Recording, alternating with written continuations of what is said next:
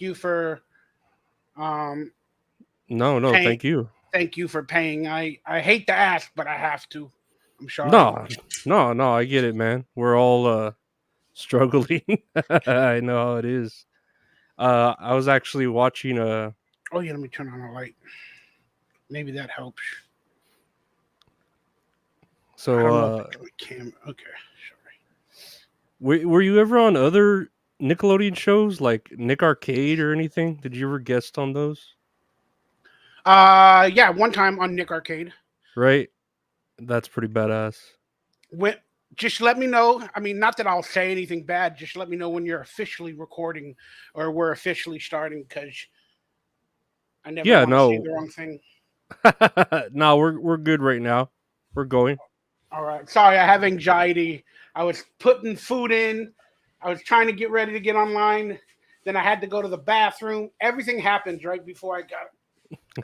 Now, see, now my shoe is coming off. Great. But that's what happens to me, man. I get anxiety. I get nervous. I don't know what the heck happens. Oh, dude, you're talking to a man who's pure anxiety. Like I take so much medication, you Ugh, wouldn't I don't believe. Just to make it day to day, you know? to function. But I try to stay off pharmaceuticals Mhm. because is that dust? I try to stay off pharmaceuticals because I have an addictive nature to my family and to all of us, so I try to stay off of it. And what do you usually go to like how do you cope? I'll say that. Sleep That's my favorite. and food, of course, Oh and yeah. watching TV, and that takes my mind off of a lot of things. Like right now, I'm in so much pain. My left ankle, I rolled it or something the other day, Mhm. boy. And then like I can walk for like 10 minutes, but today I did a little bit more, and it's just starting to like, Swell up. yeah. Hey, that's a cool Man. logo. So you pay StreamYard, huh? You pay them like $20 a month or something. Yeah. To get my buddy does all my art and logos for me. He's a artist. He has a website retrohorrorinc.com. So I get those, but yeah, that's my I just, logo there. yeah, I just meant that you pay them so you can get different backgrounds, and Mhm.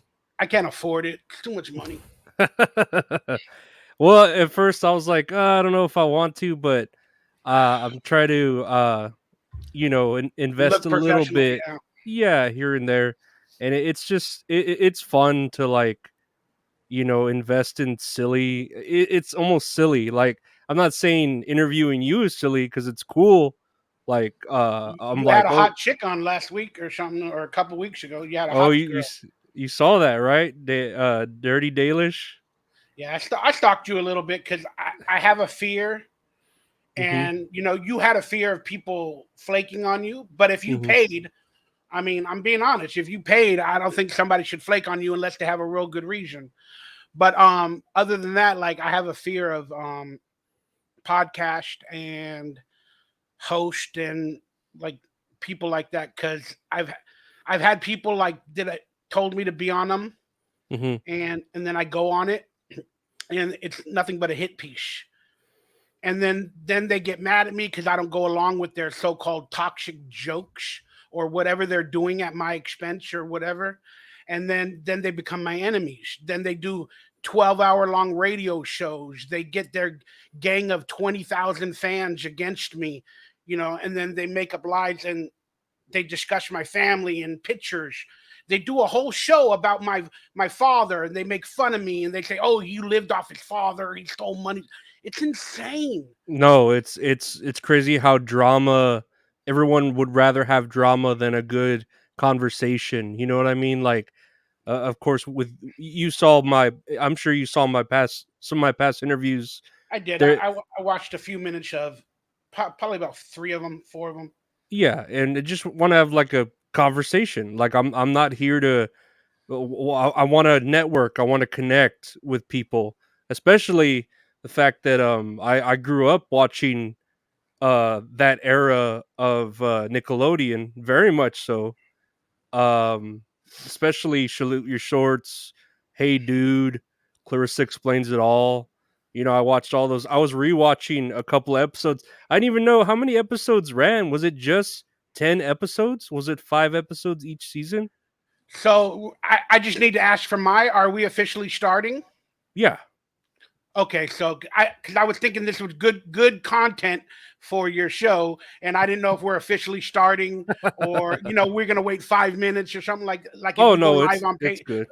at 4 o'clock on Patreon or whatever. No, no, this is just recording. So Okay, so then we're good. We're starting, and um, you mind doing an introduction, yeah, yeah. and then we'll go from there. Again, I'm still pretty, what's the word?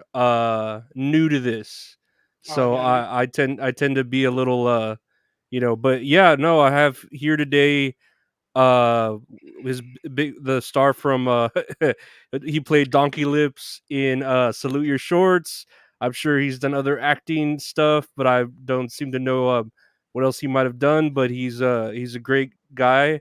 Michael Ray Bauer. How are you today, Michael? thank you, Lorenzo. Hey, if you're gonna be a host, I'm not trying to be. Check out some research. Check out my IMDb.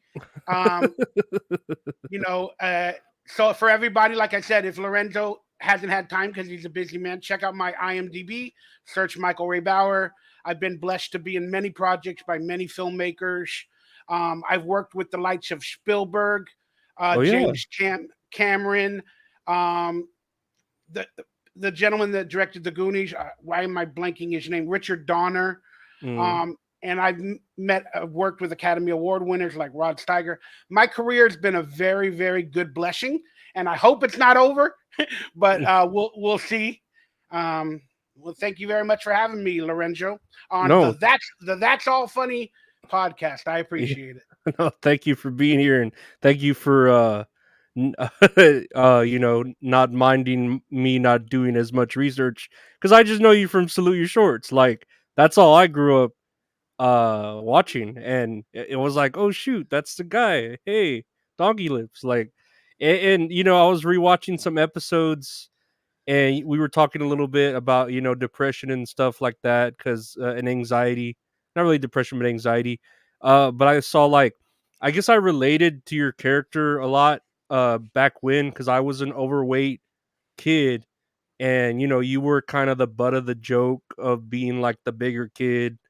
uh you know da da da da do you smell, or whatever the jokes were. And it's crazy because you get away with those jokes back then. Like, now, if you did a joke like that to a kid on a TV show, boy, like, no, those people would get canceled. Or how did you feel about that, like, as a kid actor, being sort of like the butt of a joke? Or did you care? Well, I mean, in real life, before acting, yeah, I was definitely bullied. I mean, a lot of fat kids are when they're growing up. Hmm. You're in elementary school, and yeah, I had to stay after school because my dad would. Well, this is in my later years of elementary. Not the real early years, but my dad would work till like 4:30, 5 o'clock, and I would have to stay at the school, and I'd have to find something to do until I went home, and my father would be able to come pick me up because my mother wasn't around. And Hmm. so yeah, I would hang around the playground, and then of course, because I was the fat kid and I had a lisp where I talk, saliva comes into my mouth, and I don't process my words correctly all the time. Hmm. I would definitely get made fun of or bullied, and the likes of that. And then I learned how to try to be the comedian, to try to make everybody laugh, like doing like Chunk from the Goonies. Like he would just say and do ridiculous things, and then everybody would laugh to take the onus off of making fun of me. So if I did something weird, silly, wild, and made them laugh, that they would not make fun of me. And that happened for a good while. Then we had a thing called Glee Club, like drama Singing. club at, yeah, like at our elementary school. And Hmm. then that would go from like, I think we got out of school at like 2:30, and that would go till 4:30 with practice or whatever. So I had a time to go to the audience to watch them practice while I waited for my father instead of being on the playground and possibly being bullied and beaten up. So I started watching the Glee Club, till my father would pick me up, and I loved every aspect of it. But I couldn't be a part of it until I was in fifth grade. So I basically waited like a year or 2 years to audition for Glee Club, and then I finally did, and that's what propelled my acting career. Really? Yeah. Oh no, that's I mean, no, no, oh no, oh that's great. Like I didn't know. And it did it all kind of suddenly just happen out of nowhere, or did you like actually go looking for this role, or how did you end up getting? Because was it your first role, Salute Your Shorts, or did you have roles before then? No, I had a few roles before then. But yeah, back to the start of my career. What happened is, we had a play. We needed to make a play based off of current events, and the current event at that time was hunger in Africa. Mm. So we made a play called "We Are the World, We Are the Children," and I ended up getting the lead in that play. Now that I'm in Glee Club, then we performed that play, and since we're in Hollywood area or Hollywood adjacent, the play had news reporters come to let everybody know about the play that the kids created with their teacher about hunger in Africa. And it got a little bit of traction in the newspapers and stuff like that. And they were selling like tickets for like $3 or $5 or whatever it was. And then so we were sold out for like 3 weeks after the articles came out. And then Quincy Jones Oh. got wind of it because he was working on a project with the Michael Jacksons called "We Are the World" and all that other Uh-huh. stuff. Uh-huh. And it's in the vein of all that. So I guess he showed up and he watched the play. Next thing you know, we had an opportunity to record the soundtrack to the play. We had an opportunity to perform it at the LA Children's Museum, like at another museum in front of like 1,000 kids or whatever. And then we got invited to the White House with Ronald Reagan as the president. So Dang. we got flown out to a charity dinner where they charge like $500 a plate or $1,000 a plate or whatever, and then we performed the play and they all ate dinner and we took pictures and everything. And I have proof like on my websites or everywhere of me with Ronald Reagan. But so we performed the play and then I got back home and it made news media like television news, daily news, and I was the lead. Or the play was all about my character. Mhm. So I had agents knocking down my door. Oh, we want you to be in Hollywood. We want you to be in commercials. We want you to be in movies. And I had a bunch of interviews like that with agents. And then they're telling my father, who he's a single father, and he only has a certain amount of income, works one job, and then they're like, "Oh, you got to pay $300 for pictures. You gotta do this. Yeah. You gotta travel here, go to auditions here. You gotta go to acting classes for $500." And my dad's like, "I ain't got no damn money." And then one beautiful human being named the agency was Kelman Arletta, but her name was Arletta Proach. She said, "I'll pay for everything you need for to be an actor for the first 2 years." So Wow. I would sign with her agency, and Mhm. She had Brian Austin Green. She had some pretty nice talent on her roster. Mhm. So she helped me out. She paid for my acting classes, getting pictures, and all that other stuff to help my dad out. And she even drove me to a couple of auditions, and then that's where it started. And then what was my first job? Oh, it's Moonwalker. Michael Jackson's Moonwalker. Man, I love fucking Michael Jackson's Moonwalker. Yeah, I used to rent that shit on VHS so much of my video store all the time. I talk about it. yeah, that's pretty crazy. And but the reason I got that audition again was because Quincy Jones started my career. Mhm. And then, oh, I forgot to mention during the time of when we recorded the soundtrack, he made our entire Glee Club class sing "We Are the World" like the chorus part, and then he used it in some recordings like after the fact, but he used some of our chorus in some of the remixes or whatever of We Are the World in later years. So you might have a version out there where Mhm. you hear kids singing like the chorus of We Are the World, and I'm probably in there with my glee club because we got paid to do that, Yeah, of yeah, course. yeah. But yeah, so Oh, I I got the would hope audition. so. So I got Moonwalker. I got the audition from Quincy Jones because my agent would talk to him, and then they brought me the Moonwalker audition, and I got the job. But uh, it never came out. It was such a weird thing. So if you remember Moonwalker, Very they much had a so. they had a remake of the Bad music video.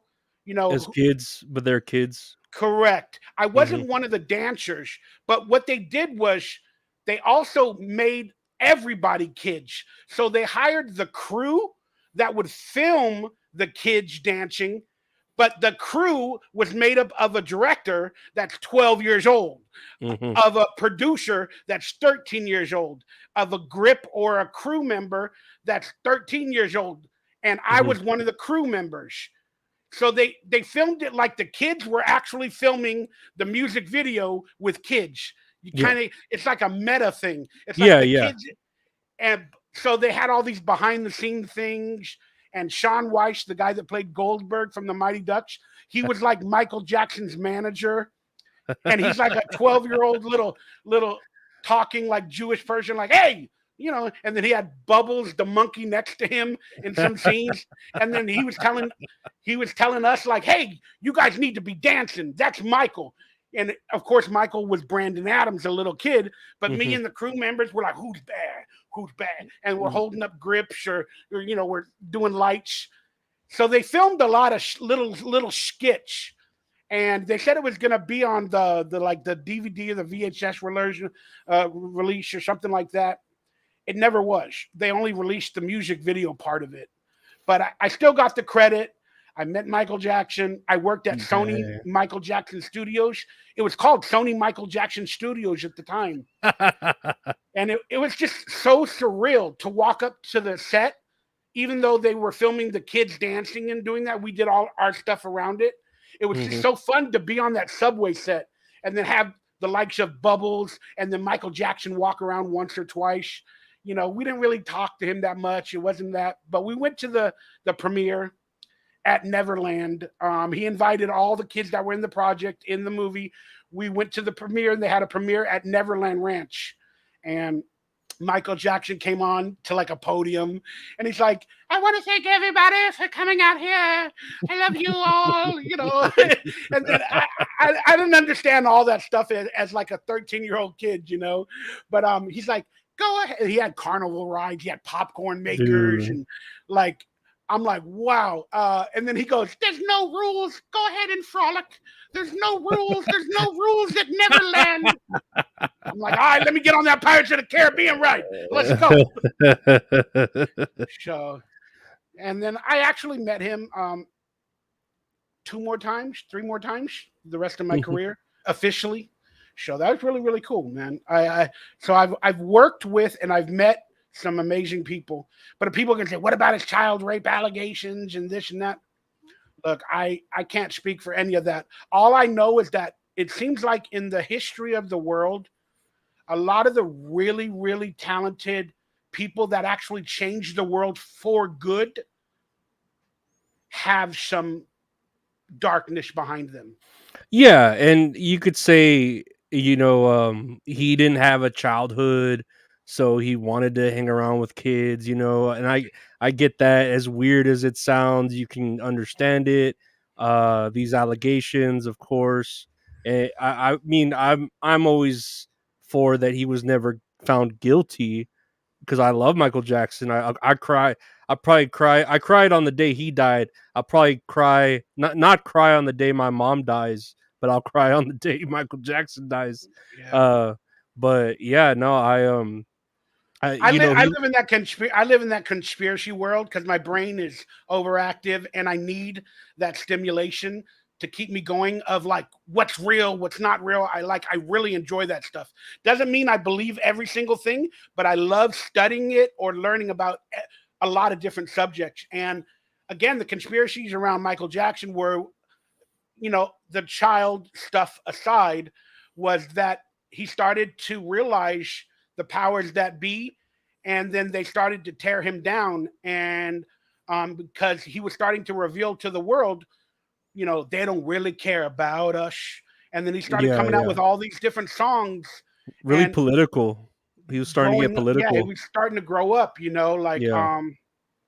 so again, you can call it Illuminati, you can call it the government, whatever you want, but just interesting. So all that stuff.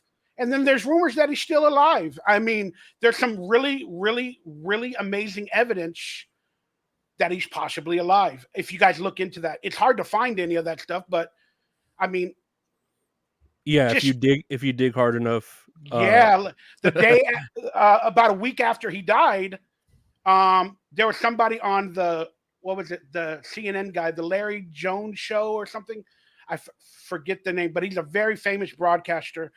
Uh, mm, but there was a guy on there, and he supposedly had burns and scars, and he talked just like Michael Jackson, and it looked like he had a mask on, and it talked just like Michael Jackson, but he was named another guy in real life that had burns and scars, right? his name Like was like no, he was a Jackal real guy. Maxon. Yeah, No, yeah, yeah. it was a friend of Michael Jackson's. Michael Okay. Jackson befriended this little boy who got burned and everything by his life. I forget his name. Forgive me. Hmm. Um, but he became friends with this boy, and then he became an adult. So they're both. Michael Jackson died. Then this friend of Michael Jackson's went on this famous CNN podcast show.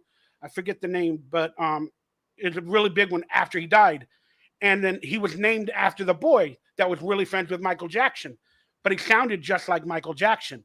Then Hmm. they researched the videos of the boy, but even as an adult talking, it's not even the same. You get it? So why is he talking almost exactly like Michael Jackson on that broadcast after he died? But then when you watch videos of him even as an adult, it's a completely different voice. And Hmm. then with his Michael Jackson children throughout the years, there's pictures taken of a real tall man, and it looks like he's in a mask walking with the kids, like on site from paparazzi. Hmm. And and then at the funeral, there's some shots of a certain person, and then you see like a little hood and a mask. To I'm go to just saying, your own funeral. it's fun. It's fun to go into this stuff because you don't know what's what, man. And I No, like that no, stuff. I like no. that stuff, Do man. you think jet fuel melts steel beams? Oh, you're talking about 9/11? No. Do you do you think we live in a matrix like right now? This You isn't mean reality. simulation? If it's a Y- simulation? yeah. Do you think this is a simulation right now we're living in? Yeah, man. A lot of the things that I think about, whether it be with numbers, numerology, with the way things happen over and over again and they never change. And again, human beings look like each other. And people are like, well, of course they do. They're human beings. No. Like, I feel like there's a set of it's like Westworld. I feel like there's a set of 20 body types. Then you can build from there. Because you can always look at a person and say, oh, they look like Jack Black. Then you can look at Jack Black and see somebody else and go, hey, they look 90% like Jack Black as well. Then you find another person, oh, they look 75% like Jack Black. Like, it feels like they start with a prototype, Hmm. like God or the Matrix or whatever you believe in. Like, they have a Hmm. prototype of 20 people, and then each body is made with different characteristics, but it's that frame of the bone or whatever. It's really weird because I see It's people like that. like a video game and the NPCs and they just kind of change them just a little bit. Correct. Yeah, because they've had people like identical twins meet on a plane, and that one's from Japan and the other one's from Germany or something, and it's like there are only Uh, so many faces that can be used in this world, you know. I But love it, yeah, man. You're getting, see, did you notice you're making me smile? no, Because I'm I glad. love, this stuff, and I don't really get to talk about it with a lot of people because they just want to discredit you so quickly. They want to call you crazy. How dare you? Whenever you go against the narrative or you have an outside thought, They just want to frame you as like a lunatic because that's what society and the CIA has created. I mean, the word conspiracy theorist was created by the CIA in the 60s, and it was meant to do what? To defame everybody else, to make them look crazy. Why was it invented? Because of the JFK stuff. Oh, he's a conspiracy theorist. Oh, he doesn't believe this. He doesn't believe what the news tells them. He's a conspiracy. It became bad. Just like you're unvaccinated. Oh, you're an anti-vaxxer. You're an anti this. Like, Yeah. Whatever goes against the narrative is just a correct, conspiracy. And to correct. me, like I don't believe everything that I read, but then that's with facts too, like or Well, with I hope you credit. don't. Yeah, If and you with believe everything you read, even with credited news, like I don't believe everything I read, or I quote air quote credited news. But you have to be open minded. You can't just say no. That can't be true because it just can't. Like you have to be open minded, especially in a world like this where I don't know, like we were just supposedly on the moon in the 60s, and then now we're fucking getting ready to go to Mars, not even 40 60 years later, and it's just like, how are we moving so quick, and then the there's whole AI thing, like, oh yeah, yeah. You notice how that just started about 6 months ago, 5 months ago. yeah, it was like nothing. It's the next catastrophe. They Yeah. always have to have an enemy. They always have to have a catastrophe. They always have to have a boogeyman to sell us all constantly on fear. What am I afraid of today? Oh, I'm afraid of Osama bin Laden today, terrorism. I'm afraid of Russia. I'm afraid of nuclear. I'm afraid of Trump. I'm afraid of AI. I'm afraid of COVID. That's the only way we will not survive is if we're constantly being held in fear and then we're telling them, hey, save me from the fear, save me from the boogeyman. America or human beings in general, we got to stop being afraid of everything and not believing everything. And the minute we do that and we can have some damn critical thinking, like critical thinking, think about things, just think about them. Does that really make sense? I don't know. I would have to debate it this way, but you can't debate it, some of these things, because the minute you debate it or you go against the narrative, even your friends and family say, oh, well, you, you're going against the grain, you're a conspiracy theorist, or you're an anti vaxxer, or you're a this. I'm like, Yeah. it's scary. So, but now that, again, the world is awakening. And I wish it was more, but during this whole, every time we have a big event or a tragedy, whether it's manufactured or not, and they do manufacture events. Oh yeah. Sorry to tell you guys that they No, no. manufacture them. I know they do. They're called false flags. They're Yeah. done so certain things happen after the fact. They could bring in new laws, whatever. But events are manufactured. Every time we have a manufactured event, there's always laws and freedoms that we're losing after the fact. Just put that into play. So when an event happens, the media all of a sudden within a day they have the body cam footage, this and that. But then they only have one, like a nightclub disaster or a shooting or whatever. Again, 1,000 people at a concert in Paris, 1,000 people at a concert that they paid $80 a ticket for, and then there's only one camera. That There's Nashville only shooter too. They stuff. never like found out the Yeah. motive or things about that. The Nashville shooter that shot at a concert or whatever. You didn't hear anything about it after the little Well, bit yeah. of Was that information. the alphabet letter girl or whatever, the LGBT girl? I Again, do not. I get all my events mixed up because there's so many of them. But I'm just trying to point out like the critical thinking. Like people, like there again, a few years back, there was a concert in Paris that, Mhm, like 70 people or 30 people got, killed or whatever.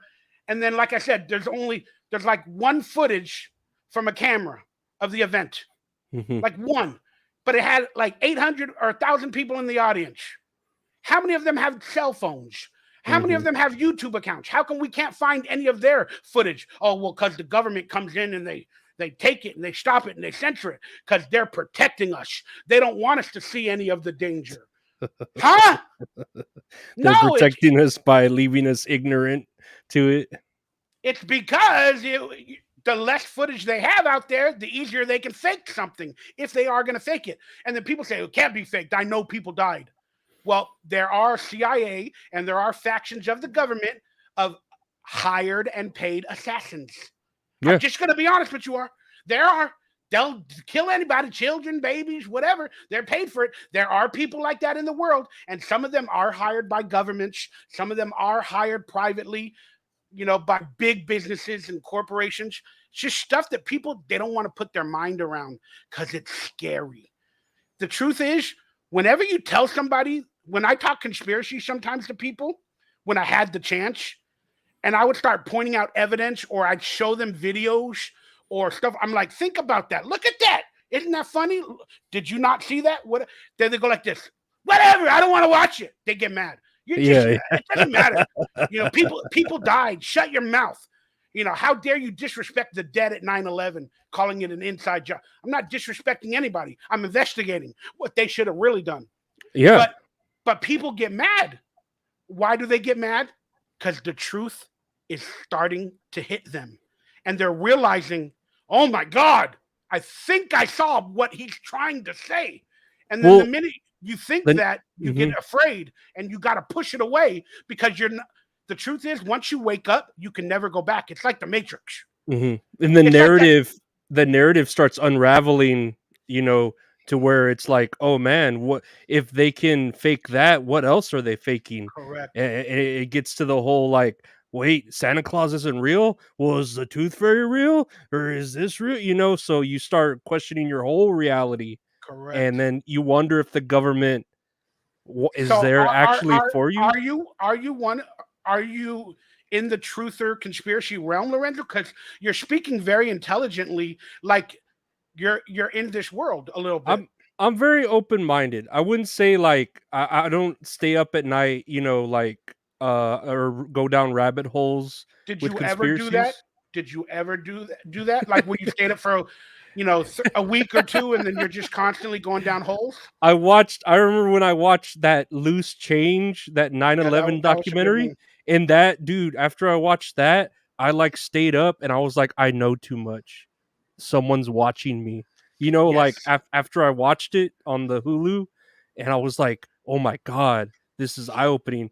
And it makes sense whenever you point out the evidence, regardless of whether you want to believe it or not, or it already happened. Just get over it. And it's just like, dude, like if that's and then there's known stuff like Well, that changed our world. I mean, that brought in all these new laws against terrorism. About you can't even bring like liquid onto a plane. You have to take off your shoes. It brought in restrictions against the American people. Then they had free reign to go into international or into mosque that were in New York, LA, wherever. Like gave them to like search the Muslim people and make them enemy combatants. And it's tyranny. It goes against the American values of so-called freedom. yeah. A lot of freedoms were taken away, and that's why this event happened. But And it Yeah, and then but people are fine for their freedoms taken away if they feel like, oh, we're more protected. We're protected now. And that was the excuse, that the government wanted to give you. It's for your protection that we're taking away these freedoms. And again, it's not that I'm like overly into conspiracy theories. I don't want like I could talk about them because I read about them too, and I'm open to them. I'm never like, nah, that's not whatever. Because well, I again, then I applaud you because the first thing for anybody is they have to have an open mind. yeah, Then definitely. second, they have to have a critical thinking aspect to their brain where they can critically think instead of letting emotion lead you at that moment, just Hmm. critically think about the situation. And so I applaud you. And I'm having such a great conversation. You might be my best friend for life if we can talk like this every day. So I'm gonna be calling you at 4 o'clock every day, Lorenzo, No, I'd be because I glad to love have this. you. I I'd be love this glad to stuff. have you on, man. Especially, like I said, I'm open. I'm very open minded. Like I'm not saying I believe everything that I. Again, like there's real news media real news media that report stuff, and it's like, oh, that's not real at all. And then you have the people that are just on YouTube, showing their evidence, compiling their manifestos or whatever, and then they Yeah, isn't it? I mean, real quick, again, critical thinker. Mhm. Every shooter has a manifesto. Huh? Really? I know a guy named Jerome that shot somebody the other day. He didn't write up a manifesto. What Yeah, is a manifesto? Most people don't even know. Hey, I'm crazy. I'm gonna grab guns. I'm gonna go to a school. I'm gonna go to a church. I'm gonna shoot everybody up. But you know what? I got a deadline. I gotta make that manifesto. I have I to gotta write let down my everything. political Yeah, views. I gotta write down every all that Trump yeah. is a bastard. Come on, man. I have Y'all to are let stupid. everyone know exactly why I am doing this shooting and for what every reason. You know what I mean? It's just like, dude, sometimes people just get pissed. They have those crime of passion, and they just go do it. Or it's someone else, like a higher government, threatening them, like, hey, you got to go do this shooting, or we're gonna take your family out. And then they Yeah, write the narrative. you're right. It's just ridiculous. And then it's like the news media needs it. They need the manifesto to prove that it was, you know, uh, LGBTQ related. It's Trump related. It's Muslim related. It's white nationalism related. It's racism related. Huh? Well, those are just the hot like trends right now. Like everyone loves uh being on that side, like they're But writing that's this why the LBG. manifestos are not real. The manifestos are written by some dude. I can't say it in every case. There's Yeah. one shooter that's Tommy Lee Jones or whoever shot Abraham Lincoln. I forget their names. I don't care. But oh, they had a manifesto. I have to have one. But it's so they're making it mainstream. You get it by saying, "Oh, he had a manifesto. He had it." If it was faked or whatever, or real and really happened but propagated, they say on the news, "Oh, he had she or he had a manifesto." So then the shooters of nowadays go, "I gotta get one too. I gotta have one too." It's just ridiculous. It makes no sense. Now they're fighting about the Epstein list, the island list. Where's the list? Okay, well, if they have one, they're not going to release it, or they don't care, they don't want to, whatever. But Mhm. again, there was a shooter. Maybe it was the Tennessee one. I don't know which one you're talking about because I get them all confused. But they're like, "Where's her manifesto or his manifesto?" I guess whatever. Where's Mhm. his manifesto? They won't release it. Yeah, why? You're releasing every other person's manifesto. Some guy shot up a Walmart, you're releasing the note he left saying, "Oh, Correct. I hate this manager, I hate that manager." And this manifesto, you just happen to be like, "Oh, nah, we don't feel like it." Yeah, You because know? if there is one, if it's all real, again, I have doubts about everything. So Mhm. stop relaxing or relax. I'm not trying to make y'all mad, but if it's real or whatever, it goes against the narrative. Whatever narrative they were trying to push for that event, it Mhm. goes against it. So the Mhm. minute they release it, it'll prove the news media, whoever, everybody else wrong, or this or that or whatever, and they don't want to release it because it doesn't fit their narrative. Mhm. And then just isn't it funny how like on these big events, like within a day or two, there's body cam footage, or with like the George Floyd and everything, there's body cam footage the next day, later that night, 5 hours later, all the police and everybody's body cam footage, all versions are online. Yet if I get robbed and a cop pulls me over, I can't even get the body cam footage. It ain't released. I got to pay $150 for it. I got to wait 3 months. You know, Yeah. You had us jump through hoops and sign all these pieces of paper and through the mail and shit like that. it makes you think, was it prepared? Was it filmed earlier? For them to have it all ready the day of the event or the night of the event. Like, it just makes you think like, wow, we got it Well, so yeah, quick. the whole whenever all those riots happened and they were remember when they were leaving bricks on the side of like Oh the yeah, I streets, saw and that. it was just like, why are these bricks just randomly here for people to throw and riot with, just they loose, hire agitators. yeah, loose They hire bricks. they hire agitators. Some of it's done for property values. It sounds really dumb, but even in a poor neighborhood, like maybe in Minnesota, but they want these riots and these things to happen because they know people are mad and angry and they can use their emotions to their advantage. So they put out bricks. Why? Go ahead, burn down that building. My company owns it. We want all these local businesses and these people gone. We want to gentrify. So I can Hmm. get insurance money if you burn it down and it's overvalued, so I can get more money for insurance. I can build another property, I could build housing, or I could bring in or gentrify the neighborhood. And with my company that owns these footage or these land and everything, we can get you guys out, we can gentrify, and we can change it to something new off of the money that the government or the insurance pays me. So they Hmm. send in agitators. Hey, I'll give you $1,000 to put out some brick. I'll give you $500 to break a window or two. It's worth more. Yeah, it's worth more burnt down. They're salting the earth and bringing it all back to the way they want to. And No, then you're people absolutely right. people people are getting educated now, thanks to COVID and the way all the riots and the summer of love, the way it all supposedly happened. People are waking up, but it hasn't reached the mainstream yet. But they are there, and that's what I'm appreciative because we are in a grand new awakening.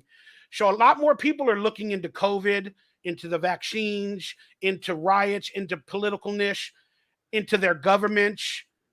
A lot more people are doing that. So this is kind of like the Great Awakening, but they also know and they're ready for it. That's why they call it the Great Reset because they are whoever the powers that be are resetting this world.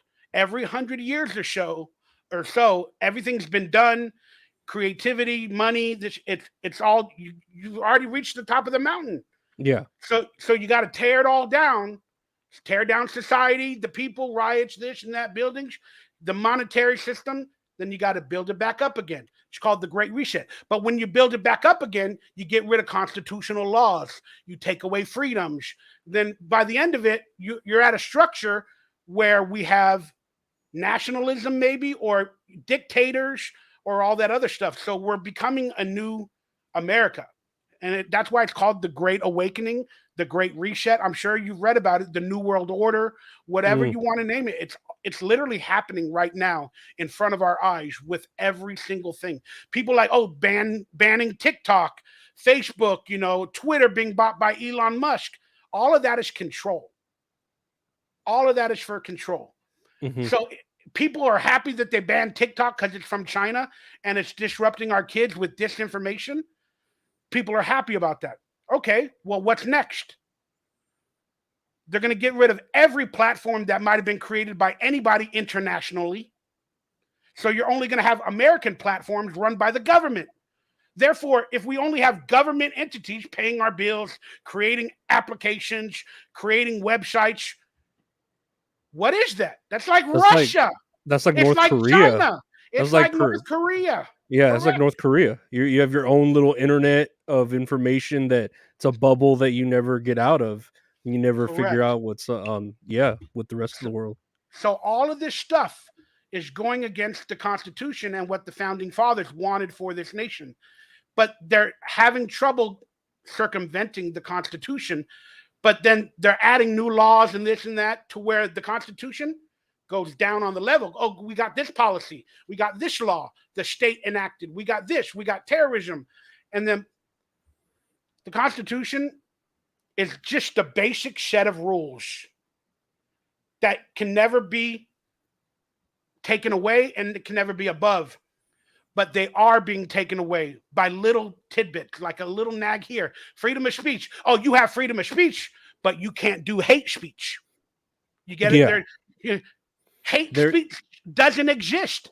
Hate speech is not real. It's Well, not.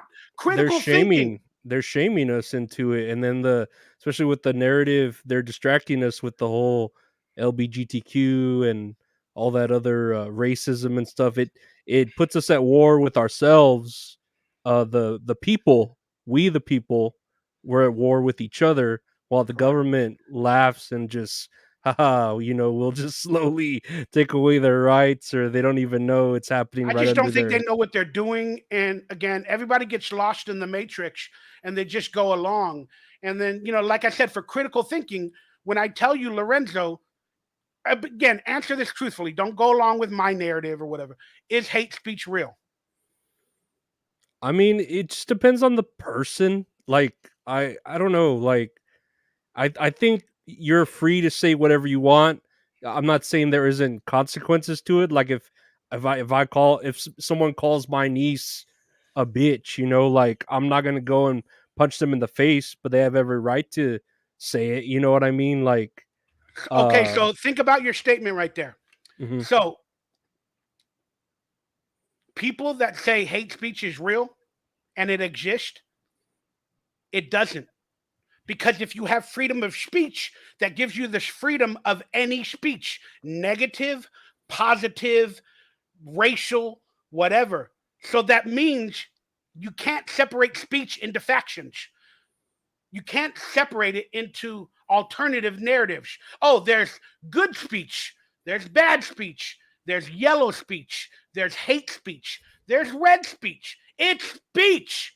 Therefore, freedom of speech means hate speech cannot exist. You can call it hate speech, but it doesn't exist. You're Yeah, creating a faction for hate speech in your mind. Oh, that's asshole speak. Oh, that's this speak. But if it's freedom and you're free to do it, it doesn't exist. Speech exists. And hate speech, whether you think it's 100% real or not, and it's a faction of speech, you're allowed to do it. yeah, but yeah, and you should be allowed to do it. As far as, but yeah, you're right. Calling it hate speech, because you could literally make up a word and people will say it's hate speech. The, Like, the N word, the N word. I'm not trying to be rude, but the N word, that is the forbidden word. No white person, anybody could ever say it. They can't say it online. They can't say it. They lose their job. But then rap artists put it in their songs, and then we can't even rap along with their lyrics and say it, or we get canceled or killed. Like that is the word. Well, well, even again, even misgendering nowadays is almost hate correct, speech, and it's just correct. like, whoa, like, I know you were raised around the same time I was. As far as age, I was taught to say yes, sir, yes, ma'am. I was taught to fucking do the Pledge of Allegiance to the flag. Like, They took that away, yeah, like in the '90s, I think, right? From yeah. kids, couldn't even do that. It's very strange, like, that, things that I we grew up as normal, and now they're kind of like, oh no, that's not right, you're not being inclusive. And like I said, for them to even say, like you're saying, the N word, and yeah, the N word is like the biggest word ever, the atomic bomb of words, right? But you think of misgendering someone. Some people are saying being called fat, calling someone fat is almost Yes, as bad as fat the. shaming. Yeah, that's almost as bad as the N word, and It it's just like, hurts. I get it all yeah. the time. I get made fun of my lisp, and you guys can call it hate speech or whatever. I don't like it. I have insecurities. I cry. I freak out. It pisses me off. But you know what?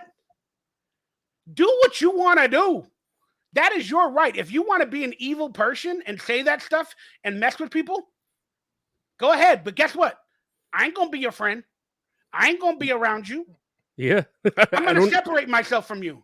You have the So right to not listen to it. You have the right to just walk away, and, like, if you have the right to say it, go ahead and waste your breath. I have the right to just walk away and not care what your opinion is. I could have my own. that's You why know. I just like, I call it critical thinking. It doesn't mean I'm correct. It just means that I think of things from every angle. Yeah, And you have to. I've been sued a few times in my life, and boy, I didn't understand like some of these things that like the lawyers would write in their things, or they would say, and I was like, one word could have 12 different meanings. It literally can. Like Hmm. certain words could have 12 different meanings. So you hear like pretend. I can't think of a word right now because I'm stupid half the time. But you think of a word like fun. It can mean 20 different things. Like the word gay. Hmm. Hmm. Again, Hmm. Hmm. I know for a fact the word gay can mean four different things, and you say it. But then how does the judge take that word that the lawyer said? Whatever, does it prove that you're gay? So am I happy or am I literally a homosexual? Yeah, you know, the context of it, and correct. So it's just yeah. it's just so I learned about words, and then like I said, when I became awoke with conspiracies, and I literally started watching every conspiracy in the world. I mean, documentary, Uh huh. and like you said, I started to cry. I started to get fearful. I started questioning everything that I remember. I'm like, what?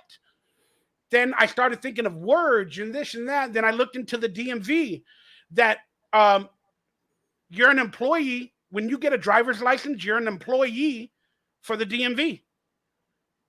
Hmm. Okay, I guess I'm going to blow your mind here. Yeah, that's interesting. Huh.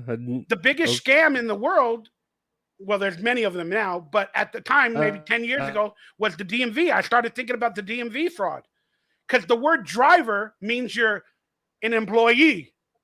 The word driver means you're an employee. You're a driver of something or someone or an entity. So you're mhm, getting a driver's license, a license to drive. The license is to drive, and driving is an employee faction. Therefore, your license is called a what? In many instances, it's called a Class C. What does the C stand for? My license is a Class C. My driver's license is a Class C. C is for commercial. You have a commercial driver's license to drive. What is commercial? Commercial goods and services, things that you're selling commercially. You're selling goods and services. So you need a driver's license under Class C, under commercial goods to drive. So you're hmm, an employee of the DMV. Again, you don't need a license to travel. You're born with that right as the Constitution or whatever else the laws are. You're mhm, born with a right to travel. And that's what driving is. It's traveling basically, just with a motor vehicle. Therefore, mhm, they add the word driver that you need a license for it. So they marketed the license to be a driver, and everybody thinks driving, you have to get a license. And then you have to get a Class C because that's services of commercial goods and services. mhm, Class C means commercial. So you're driving commercial goods and services. You're now an employee of the DMV. That's why you took their test. So you can drive, which is a job for them under commercial goods and services. Now, in order to drive, if you kill somebody because you're an employee, you got your license, you got the Class C driver's license and everything, you're an employee. If you kill somebody on the highways, which are paid for by the state or government, you're free to travel on regular roads. You're free to travel, but on highways are state opened, and you can only drive on a highway with a driver's license. hmm, Truthfully, on the streets, you mhm, can drive with whatever. That's why they call themselves sovereign citizens or whatever.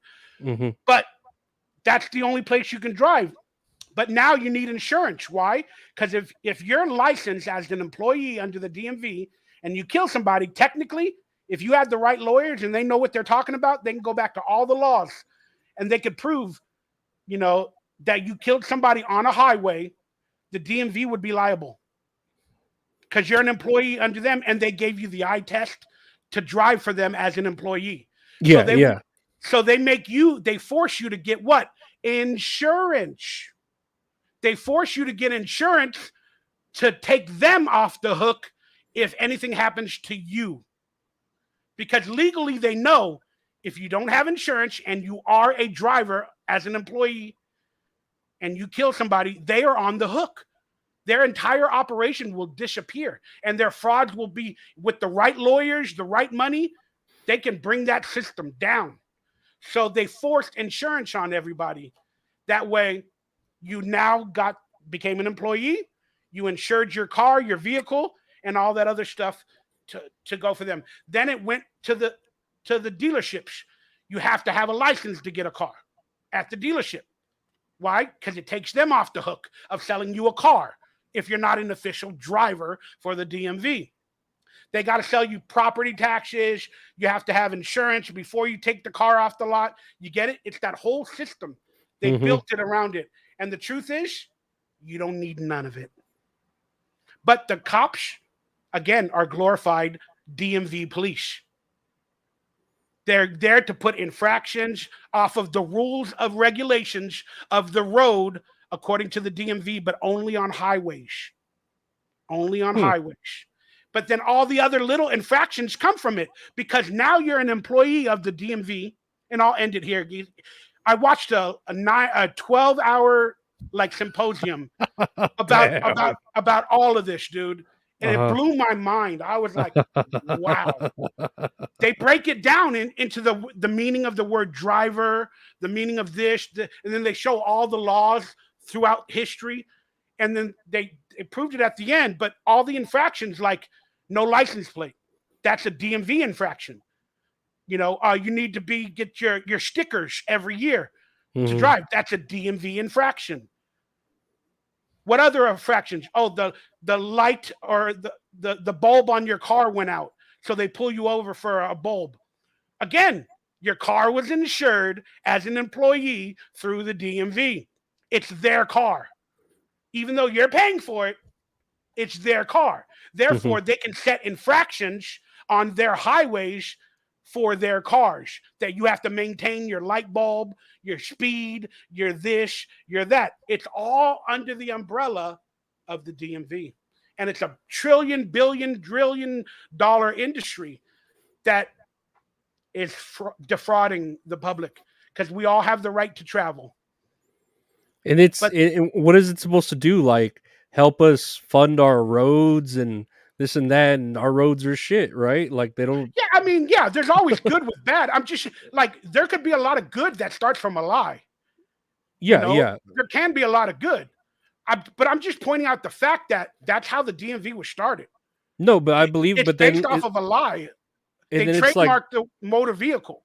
uh They huh. they literally trademarked a vehicle. You get it? So you have to get insured to get a driver's license from them to travel. And it's not true. Yeah. Then remember bicycles, like in the 80s or 90s, they finally started to tell you, oh, you have to have a sticker for your bike. You have to Mm-hmm. have it registered. You have to have a serial number. Why? Hey, why stop with cars? Let's move it to bicycles. Let's Mm-hmm. move it to lawnmowers. They have to have stickers. They have to register it so they know where you are all the time. You're an employee of them. This it's a rabbit hole, to say the least, but Mm-hmm. it's one that's interesting.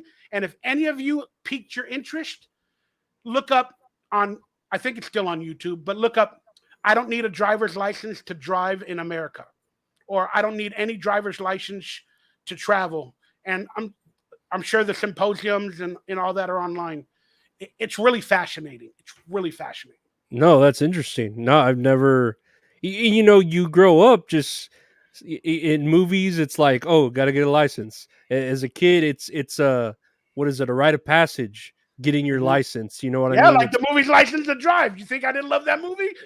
yeah, it's like, oh, I needed to buy my first beer or whatever, or and they, I don't know. I guess I could see them pushing that propaganda, like, hey, it's a rite of passage.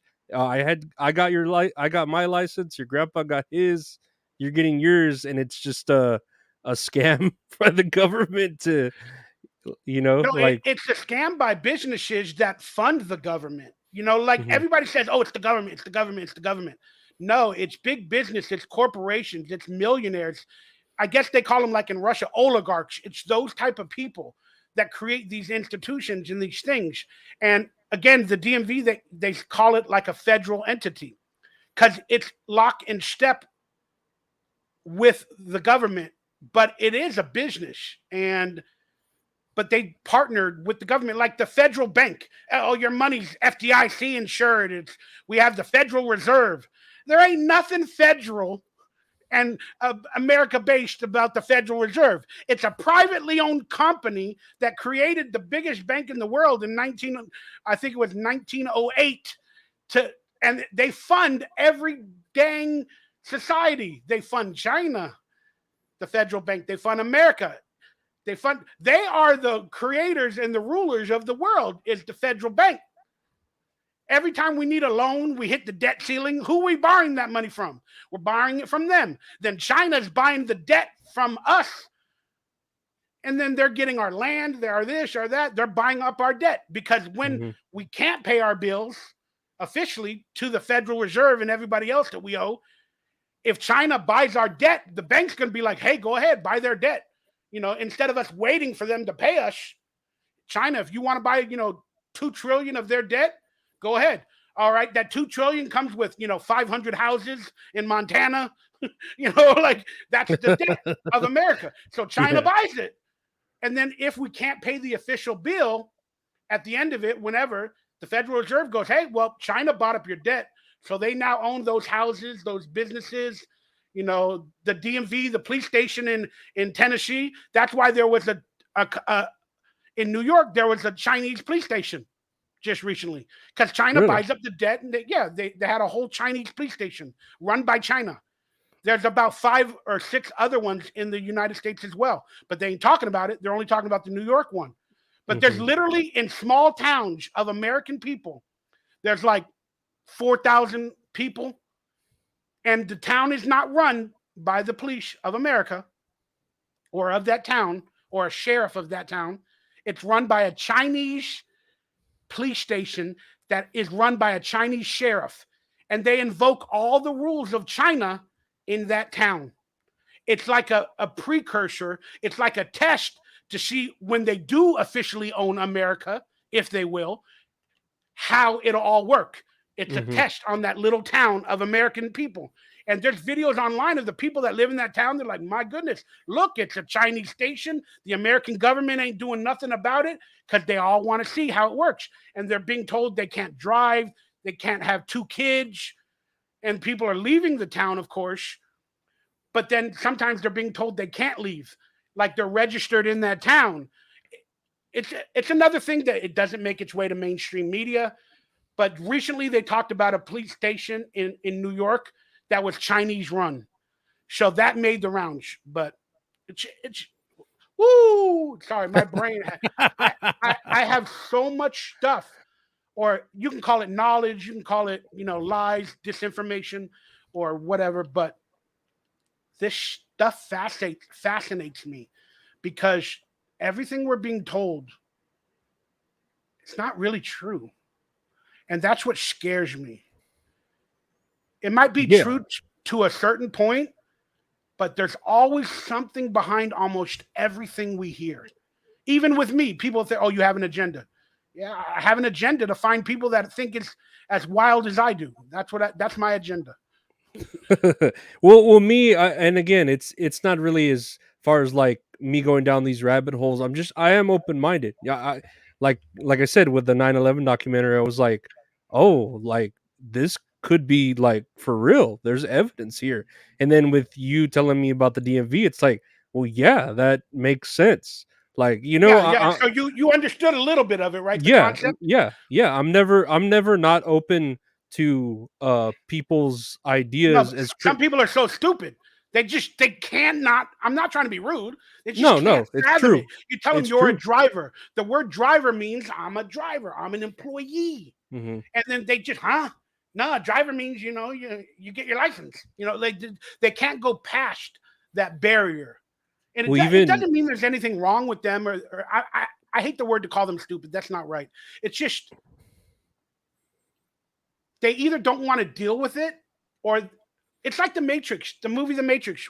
Once I became awakened, and remember, when you, as a conspiracy theorist, back in the days, about 10, 15 years ago, when I basically started, the word was woke. Mhm. The word was we are woke and Mhm. we're having an awakening. Now that word has been hijacked by the other side. Oh god, and they use it. Ugh, it's disgusting the way they use it. So, we have to seek alternative words because the word conspiracy theorist is now bad. The Mhm. word woke is now bad.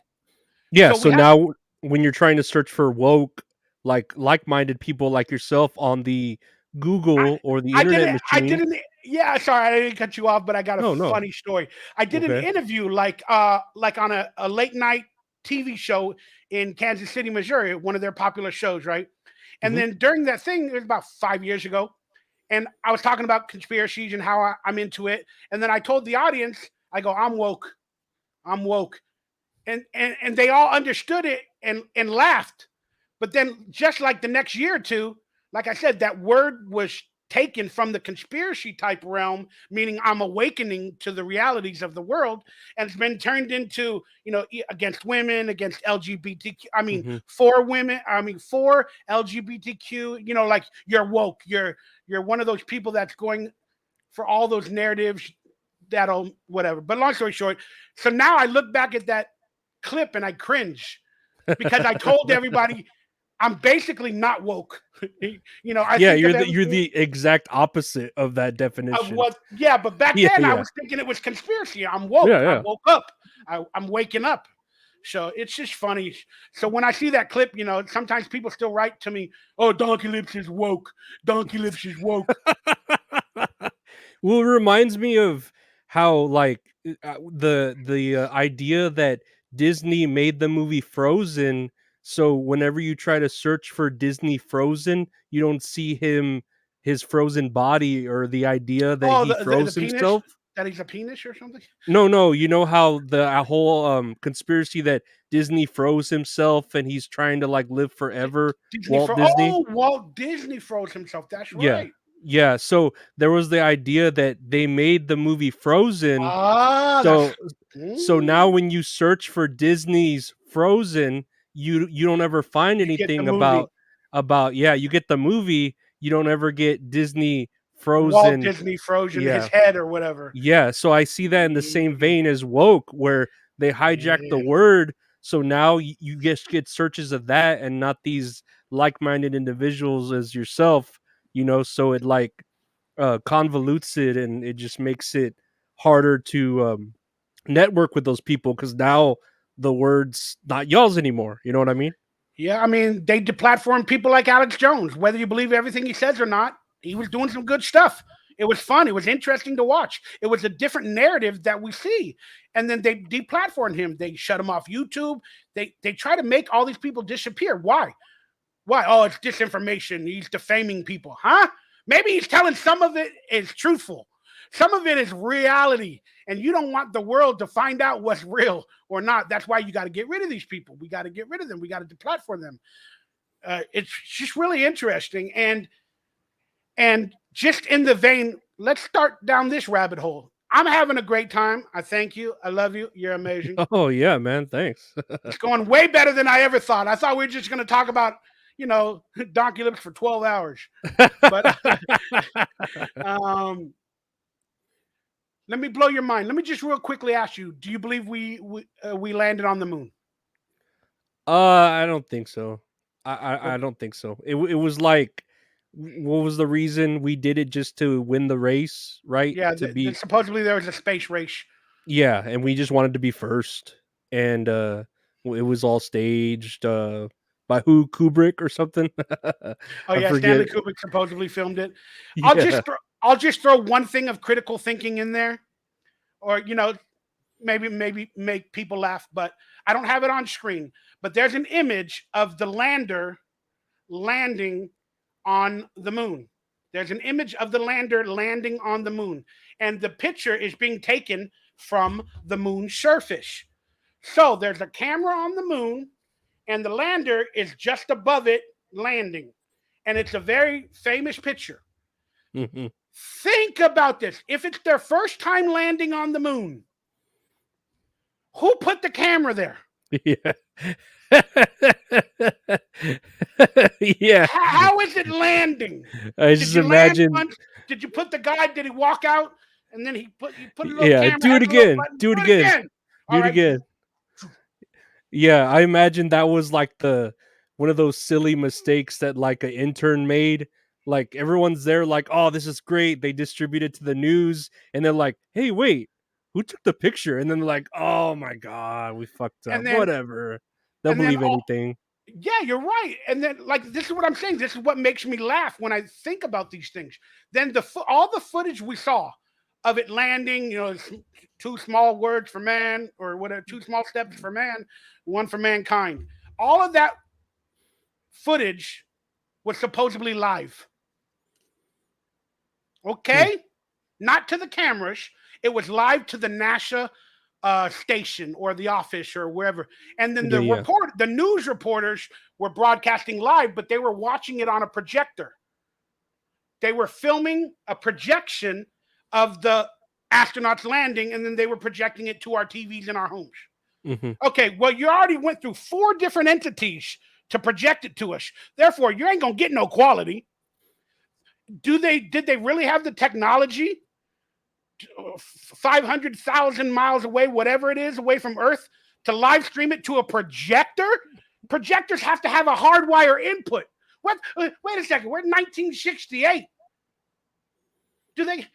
How are you projecting that image? Oh, it's on a delay, Mikey. It's like a 20-second delay. The video frames come in. Okay, fine. If we can get past that, it's going into a projector. How is it live streaming? They have to have antennas like they do on Earth, already on the moon, or on the damn shuttle, or whatever, the lunar lander. Yeah. And the antennas, even on the mountains of Oz, are huge, huge, just to get a signal from Burbank, NBC, which is 5 miles away, to my house. They don't have room for an antenna like that to send the signal 500,000 miles to Earth to put on a projector. Then they got to film it. Okay. Now, that picture was told to be a lie. Who owns NASA? Who created NASA? George Bush, the CIA. I thought it George was Bush. the Nazis, right? Well, a lot of the Well, yeah, Nazis. that's the history Yeah, of. yeah, Yeah, you're completely right. A yeah. lot of the Nazis became the leaders of NASA, and they were running like they were the presidents, the CEOs, and the technology people. But who Hmm. got the funding to actually start it with the Nazis? George Bush Sr. and the Hmm. CIA.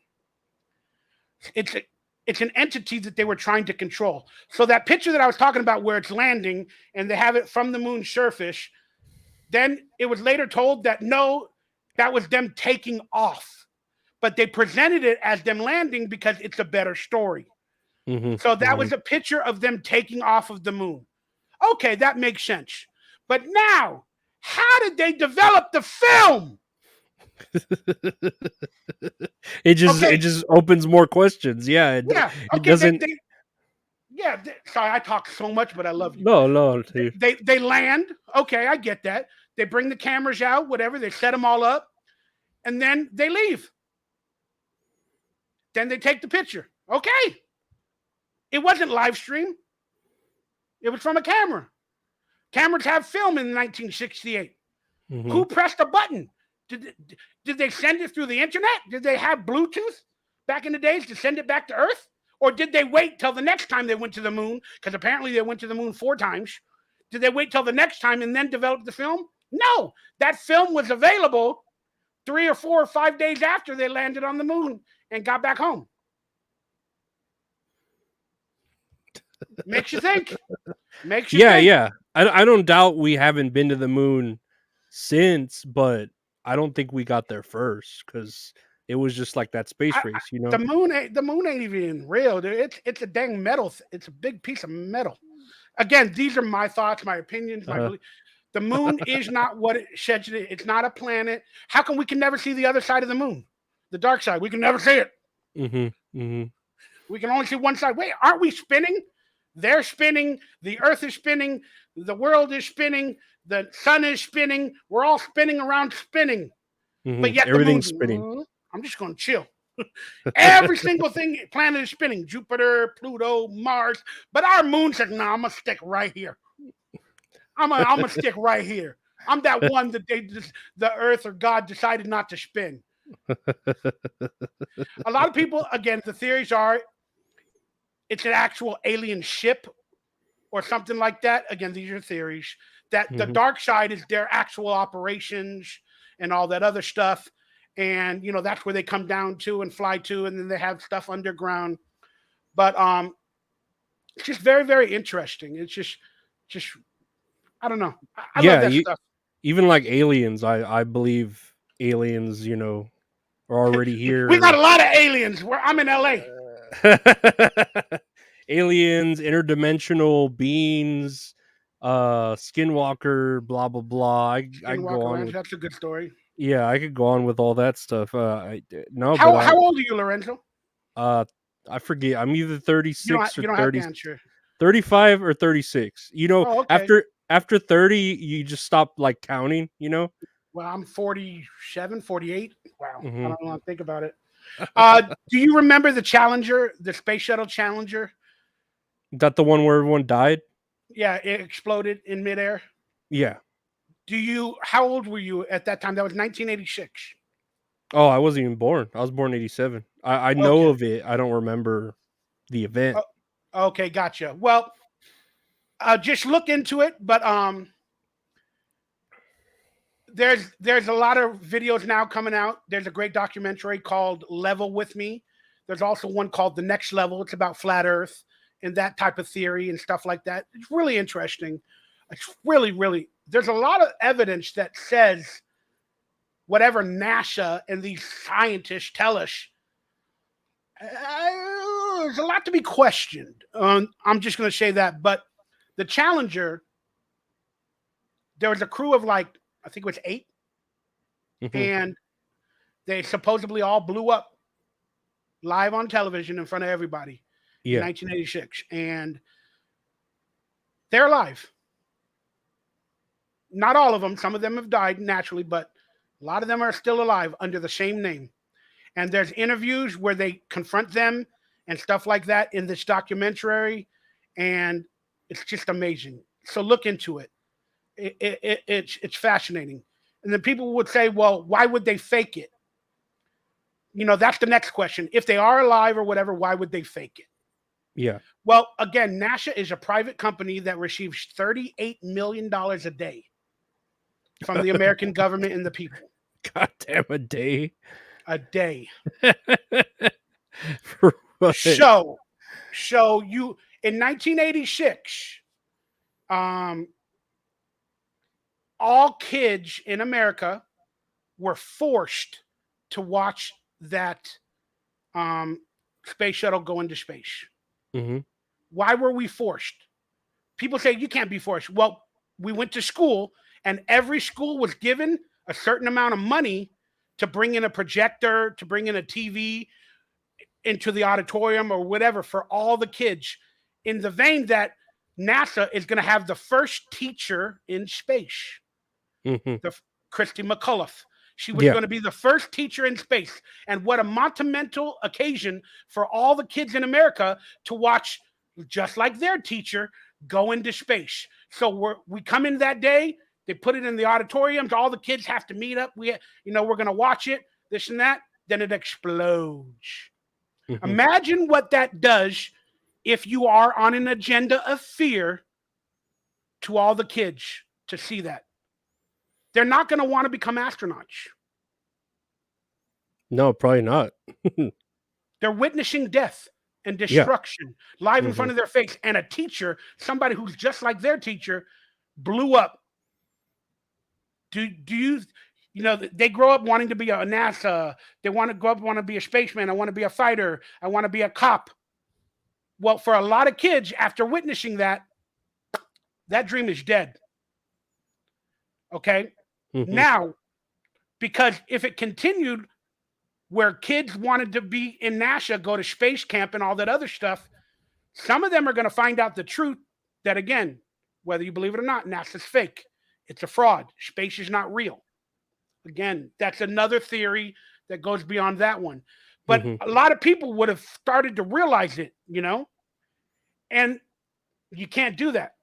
So you have to have a stringent policy to be an astronaut. Basically, they got to vet these people and see if they'll go along with the lie. It's like an illusion. Hmm. And have you ever been hypnotized by a hypnotist? No, Have you ever seen one? not in like real life or anything, just like in movies and shit. Okay. Well, again, if you have, I recommend you watch some of them. But hypnotists create an illusion. They say they hypnotize a person into remembering, or they hypnotize a person to, act like a monkey or whatever. Hmm. It's not real. If you watch most of them, they tell the person, when I touch your hands at the count of three, you're gonna see a pear tree, and then when I say the word, kumquat, you're gonna disappear into a black hole. When I count the words three, you're gonna black out, you're gonna disappear, and I'm gonna be in control. When I say the words three, you're going to be under my control. That's right. When I count to three, you're going to be under my control. You're going to see a kumquat. You're going to see a pear tree. Then you're going to come into my control when I say the word three. You hear me? When I say the word three. All right? You're going to disappear at the word three. 1, 2. Remember, at the word three, you're going to disappear and you're going to be under my control. You're going to put your head down to your shoulder. 3. They're actors. They just got programmed to do that, so he sees who does it. So they usually bring 10 people or 5 people on stage. Then they start giving them instructions one by one. Then some of them go along with the instructions, and some of them are funnier than others. Like one person, he's supposed to put his hand over his head, and then he'll go. And then another person will go, really badly. And then the hypnotist will go, that's the person. That's the person that is going to be funny, that I can fakely hypnotize and will do anything I tell them with my demands. So then they get rid of everybody. All right, thank you. You're going to wake up. Thank you. You're going to wake up. And then they got that one person. I have now hypnotized Michael. There's Michael. Hey, dance like a Michael Jackson. It's all an illusion. So long, getting back to the Challenger. So they aired it in front of everybody in 1986 to stop kids from wanting to become astronauts in the future, because if they do become, like I said, the truth will come out that a lot of this is not real, or it's a fraud or a scam. And then what movie came out that year as well after the Challenger exploded? Space Camp. Do you remember that movie, Space Camp? Are you a big movie fan? I do not remember that movie, Space Camp. All right, it's about a group of kids that go to space camp, and then they have a robot that they have a chance to sit on the space shuttle and feel an engine, starting to function while they sit on the actual shuttle. But this robot changes the technology or does something to make the rocket have to go into space while the kids are on it. So then now NASA has to shoot up this rocket, even though it didn't have all the oxygen. It wasn't prepared for a launch, but the engine would have blown up if they didn't launch it with the other engine into space with these kids on it. So kids went into space in this movie. So it didn't explode. And it came out a month after the Challenger exploded. That's why it didn't do very well. And it didn't get... Imagine. It didn't make a lot of money, but still, that means the movie was filmed before the Challenger exploded, and it had the theme of an exploding space shuttle. And that goes again with your conspiracy theorists. They always tell you what they're going to do before they do it. In movies and TV and film, in publications, like the truth is out there. It's just you have to decode it and figure it all out. But it's fascinating. Because I always wanted to be an astronaut. I always did. Even after the damn Challenger exploded and all that. I wanted to go to space camp. I'm like, I don't care. Let's go. But my dreams started to get shattered when I looked into flat Earth. Like, I looked into the flat Earth theory. And then, I looked into the landing on moon. Then I got into space. And boy, I hate the fact that I can't be like I used to be, where I just believe all this stuff. Now I question everything. And I keep going back to the movie The Matrix. I don't know why it was my favorite movie of all time. That was a very good movie. It opened up a lot of people's minds. Some people a little too much, I think. But what do you think about the idea of Elon Musk? What year did The Matrix come out? What, like 90, 91? 1999. 99. Think about that. Six. Hey, just throwing that out there. There's interesting things. But that one guy in The Matrix, I forget his name. Reeves? No, the other actor, Joe Pantoliano. I forget the character's name, but they put him back in The Matrix, and he's like, they're feeding him steak, You Oh, know, Cypher. He's Cypher, Cypher. yeah. They're Yeah. feeding him steak, and he's like, "All right, I'll go back, but I don't want to remember nothing." Like once he woke up, like you don't want to remember any of that. And then he goes, "I want to come back, as a celebrity or somebody famous, and I don't want to remember anything because ignorance is bliss." And Hmm. that's how I feel. Like I wish I could go back to the day that I literally woke up, and I can't. So Well, now I watch what the did news. wake you up? What Uh, was the awakening? Osama bin Laden Uh-huh. killing. Obama was in office, and I think it was 2008, 2009. Hmm. It might have been later that it might have been 2010, but forgive me. But Obama was in office, and I was watching the news. I don't know what I was doing this day. I was watching like CNN or the news, like literally all day. Then all of a sudden, they're going, we're going to go to the White House for, apparently President Obama is going to speak to the nation in like in a couple hours. I'm like, all right, what's that about? Then they started having a broad newscaster on the lawn of the White House, the front lawn. Then you could see like kids or college kids walking in. You see security guards waving them in. They're like, go ahead, come in. Then they're handing them flags, American flags, and like posters and this and that. And one of them said Osama. One of the signs said, we got him, Osama, or something like that. I don't have the footage. I wasn't recording. But Hmm. so they brought all these kids. I'm seeing that in the background while the reporters. Apparently, President Obama is going to talk to the nation. Blah, blah, blah.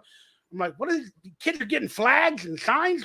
Then they started questioning or interviewing the kids. Hey, what are you doing? I don't know. They paid me $50. They said, come down to the White House lawn. They'll give me a flag.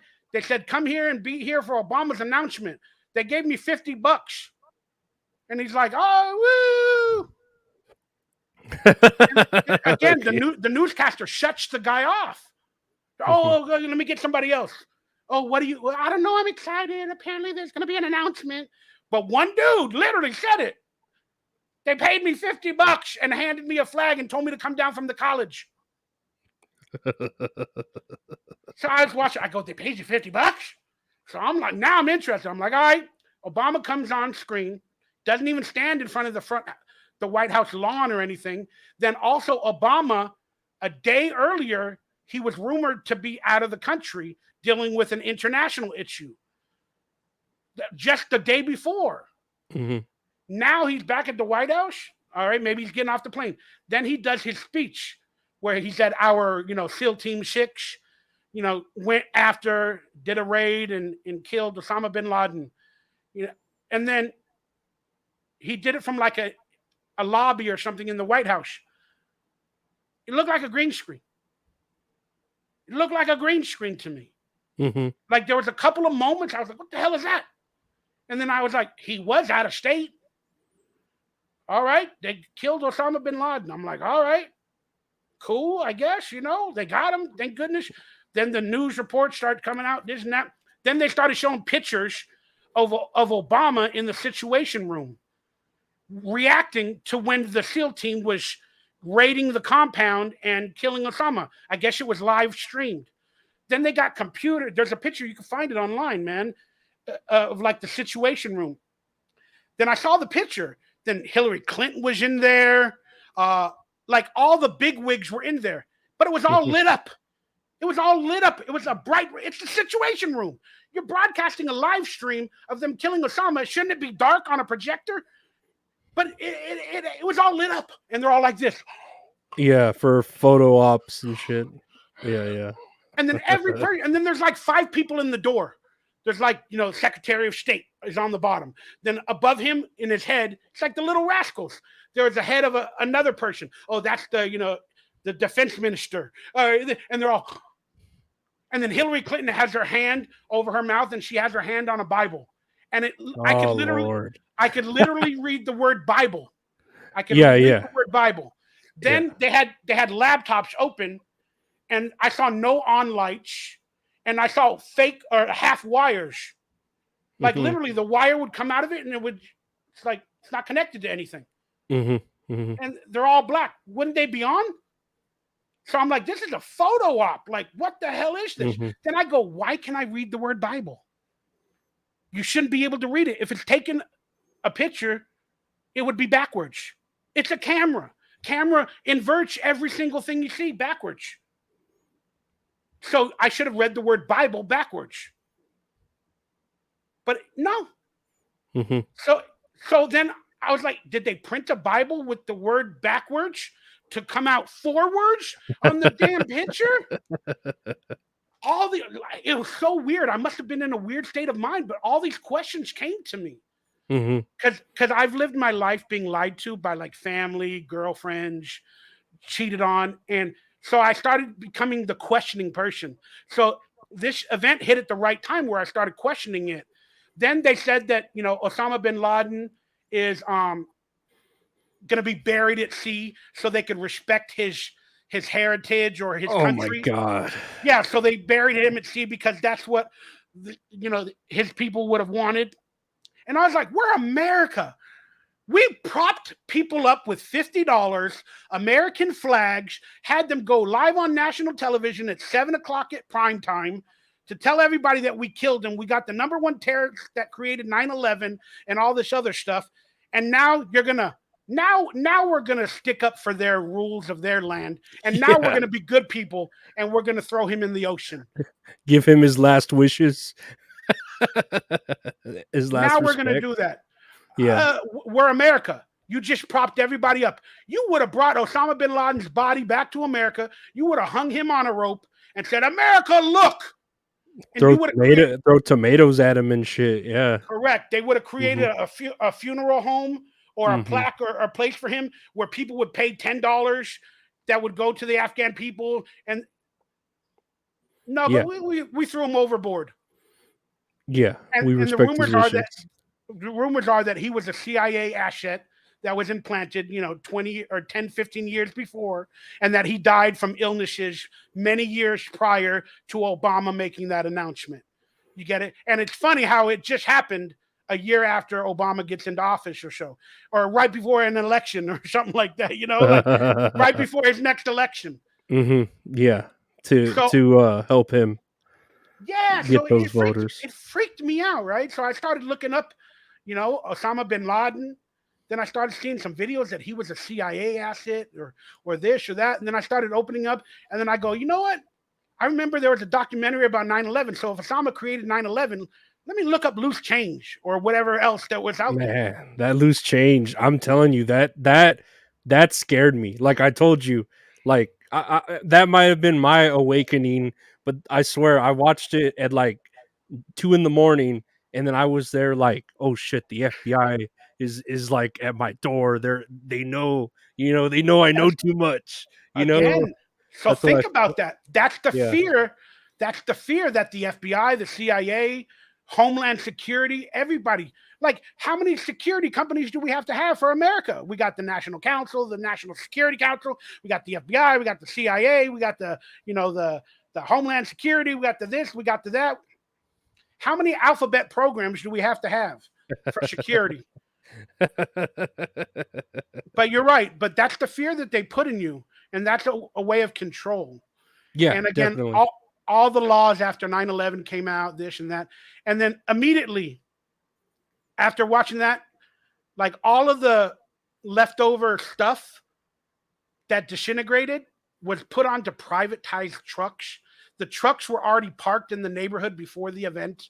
There's so much information out there, and then materials were flown to other countries and buried. Same thing happened with Sandy Hook. That school was torn down, and they hired 7 different companies to break down each area of Sandy Hook. Then the materials where they can check it for gunpowder, for this, for that, for blood, whatever, they were taken and sold to other countries for materials.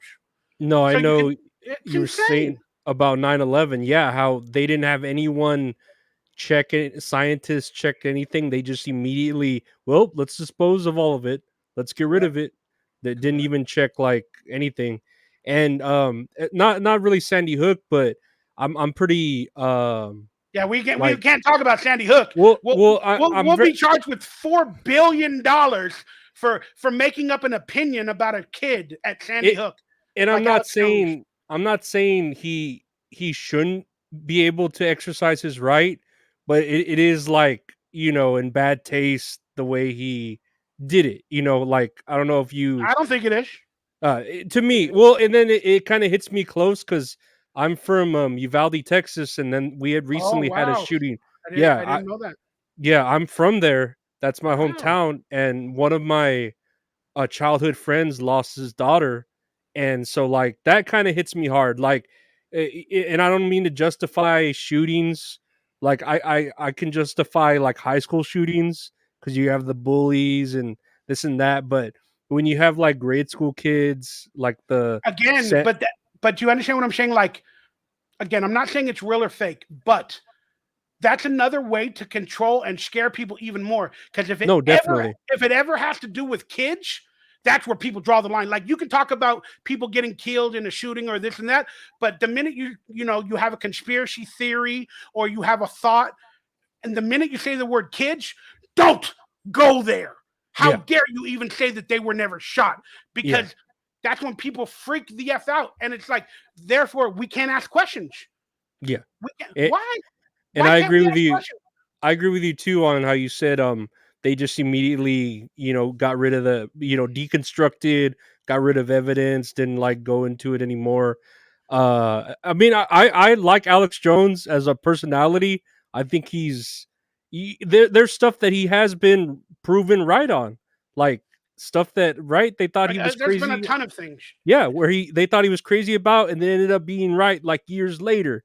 Well, And he got a I don't forget that money, $3 billion defamation lawsuit, right? It wasn't even a trial. They didn't give him a jury. mhm, It was just all processed through the legal channels. And why do they want to charge him $3 billion? It'll tell every other person on YouTube or Twitter or conspiracy theorists, even like me, we cannot talk anymore. We yeah, can't even say something that might sound scary or might not be true, or we're going to get sued. it's a That's threat. what that that's what that Alex Jones thing was done for. And then Yeah, Alex Jones saying that none of the kids died or that person didn't die, there was evidence to the truth that that didn't happen, that he didn't die. There's evidence. People don't want to see it. They don't want to realize it. There was two girls in Sandy Hook. I don't remember their name. There was two blonde girls. They were supposedly twins. Okay, one of them passed away at Sandy Hook. Then a month later, the both twins are in pictures meeting with Obama. Both. hmm, One of them died. How hmm, are both of them there? These pictures came out. Then there's picture they sang the national anthem at a football event, the Sandy Hook kids. Then they brought out like in a classroom of like 8 or 10 kids. Three of them were supposedly the kids that died. They were brought out to sing the national anthem. yeah, and it's not that I So don't no, I'm so oppose. Yeah, yeah. it's not Long that I story don't. short, Yeah, mhm, I'm just saying that's what the information that Alex Jones was seeing and he yeah, was presenting to the public. And then that's when he was talking about it. Then, his million fans, again, they might believe the evidence that he's showing or representing. And then they contact the family. Then they, call them, leave messages. Oh, you're a fraud. You're a hmm, liar. It never yeah, happened. We see some of the proof. And then, that's where all the trouble came from. But again, the report came out about the two girls in the video and it was taken offline. Like they Google scratched it everywhere. And then they brought out, oh, they were a family of triplets. okay, Just like the Challenger explosion. hmm, Three of the people that died in the Challenger were apparently twins. That explains why they're still alive, because they're hmm, twins. Wait, when they went up into space, all the articles and TV shows about them before they went up into space never said they had a brother, never said they had a twin. But now that they went up to space, they died. Now that everybody's finding them, they've had twins forever. hmm.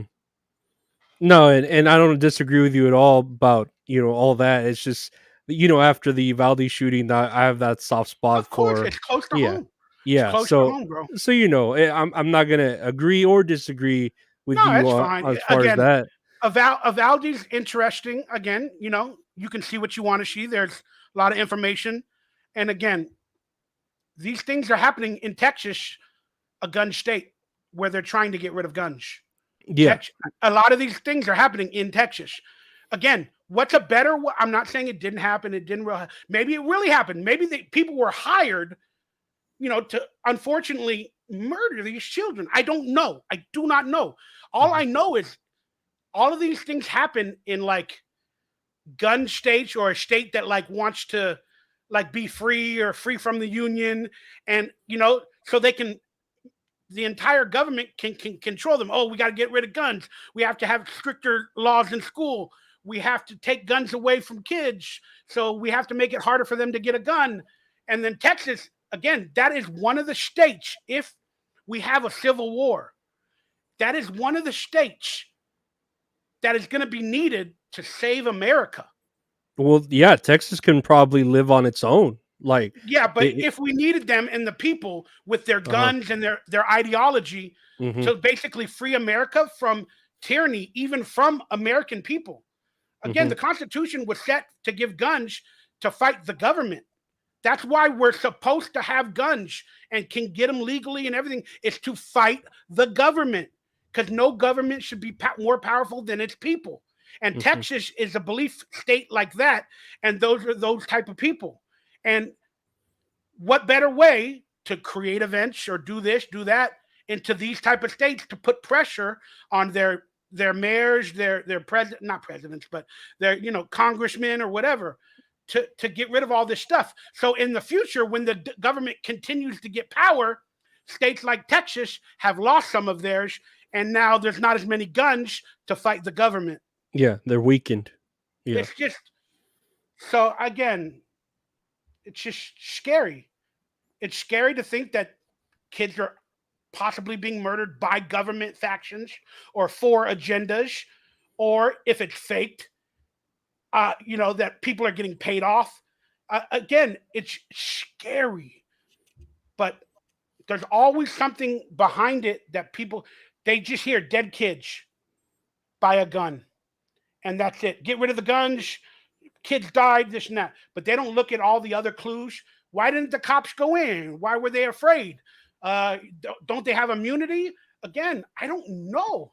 Mhm. It's, Yeah, it's a lot of unanswered questions. I know when that was there, or the a doors lot were of unlocked yeah, that day. a lot of like why did you wait 50 minutes or whatever to go in? There was a lot I know, and yeah, still even thinking about it, it was like, I don't know. It's disgusting to think our police force with, body armor and all that can't go in to handle one shooter. It's I don't know. It's disgusting. It scares me though because when you watch the interviews after for a lot of these events, they say that they have the parents of the kid. And we're talking 2 hours after they were told their child died or got shot. And then their parents are like, we got to get rid of guns. Yeah. Your child just died 3 or 4 hours ago.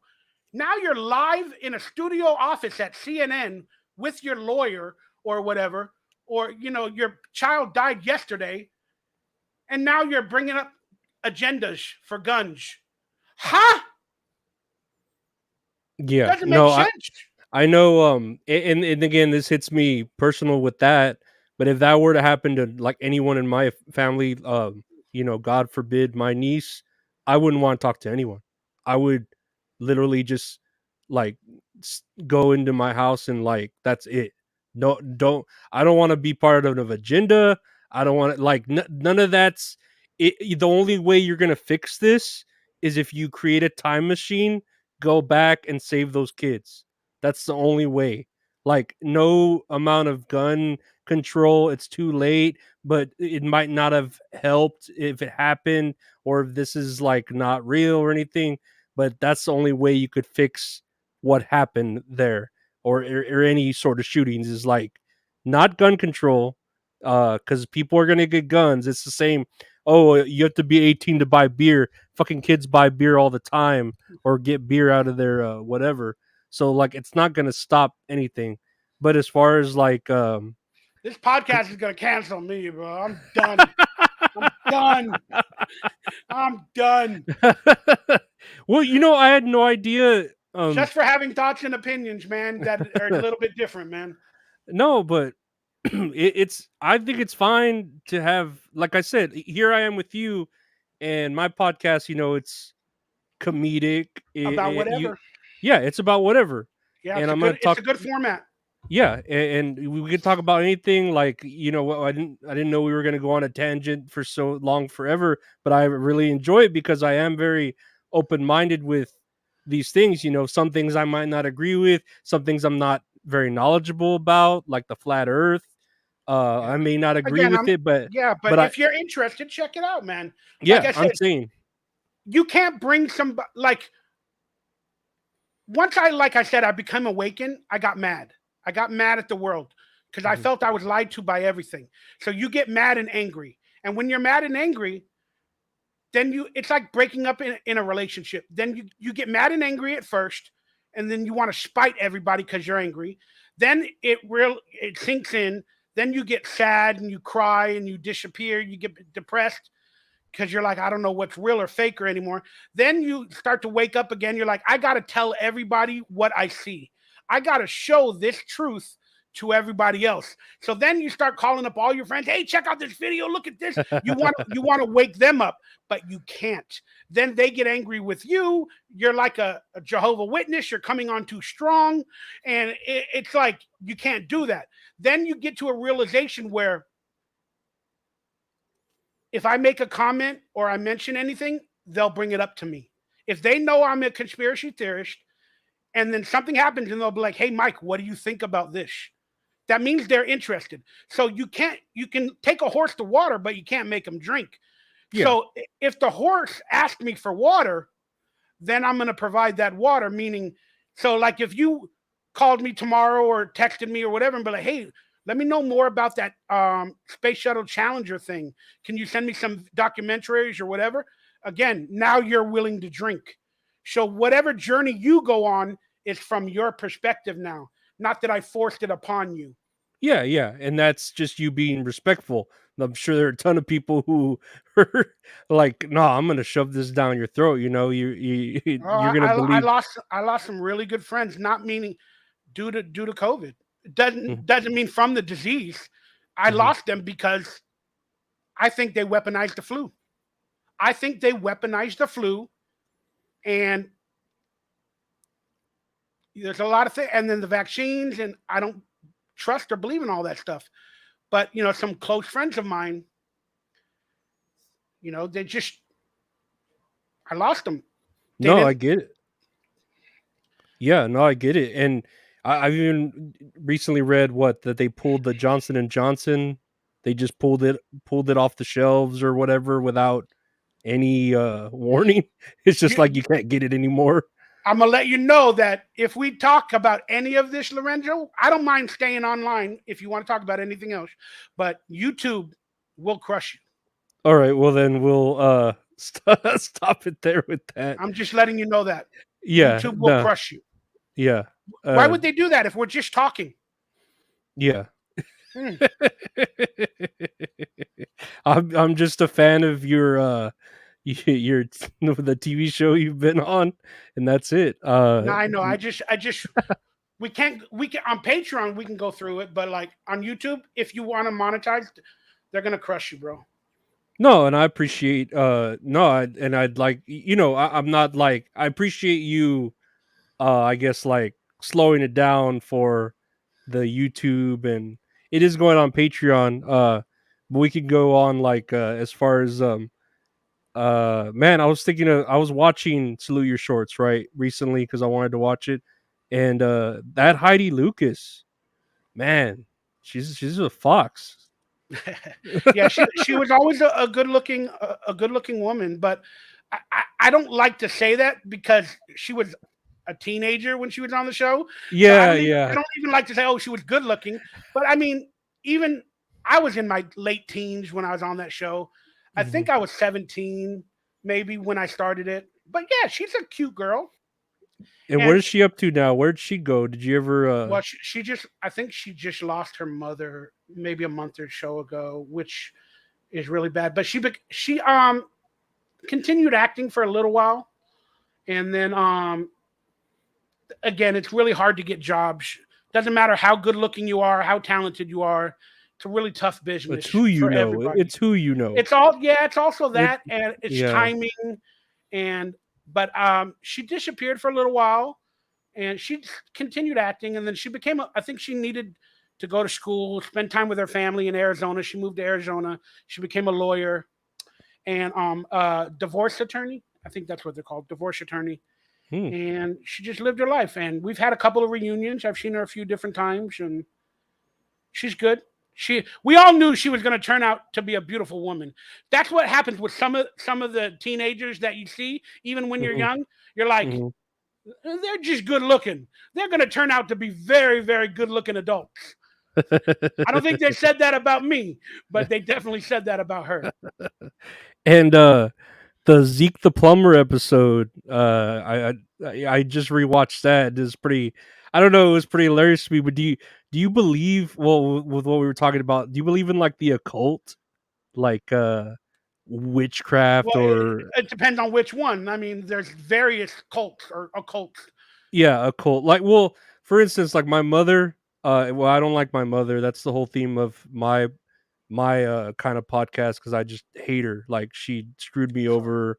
No, no, sorry. no. You know how women are. I got issues with it's not women. I got issues with mom as well. So Well, trust me. well, if you think about it, your mom is just another woman that had sex with your dad. You know what I mean? Like Yeah, I mean, she's just another woman. anyways, she was into the witchcraft and like the brujeria, Mexican culture, bruja, occult. Yeah, the brujeria, and witch. she would take my money that I would make trying to pay bills and stuff, and she would pay her witch to curse my dad. Now I didn't know if you were like It's ever scary. scratched. Yeah, I didn't know if you ever It's scratched scary. at that or uh thought about that. As far as I don't know why it came up I to me believe when it's real, though. I mean, I believe there's entities, spirits, or there's realms. Like I don't know. There's so many things, but I believe it's all there. And again, like, do I believe in witchcraft? Again, it's like the power of manifestation. I hmm mean, if you like the movie The Secret, if you manifest something, it'll happen. But you can always make it happen. But yeah, that stuff scares me. I'm into symbolism now. I started studying symbolism a few years back, and now I see symbolism, from occults or Satanism or this everywhere. hmm Christianity, I see it everywhere, and it scares the heck out of me. And I do believe that an occult could be the Illuminati. It could be like, they say they the children's blood go to go to the celebrities to make them look young, that they're eating babies. I, yeah. but I'm being honest. There's a lot of validity to a lot of this stuff. I don't No, know if yeah. I don't know if it happens for each individual person that they mention, but it's there in reality, hence why it's being talked about. And it does happen some circles somewhere. And all of this stuff, it does very much scare me. So then I turn back to a religious belief. Even though I don't believe in religion, I believe it's organized. I don't believe in organized religion. hmm Whether there's a God, who he is, what he says, I don't know.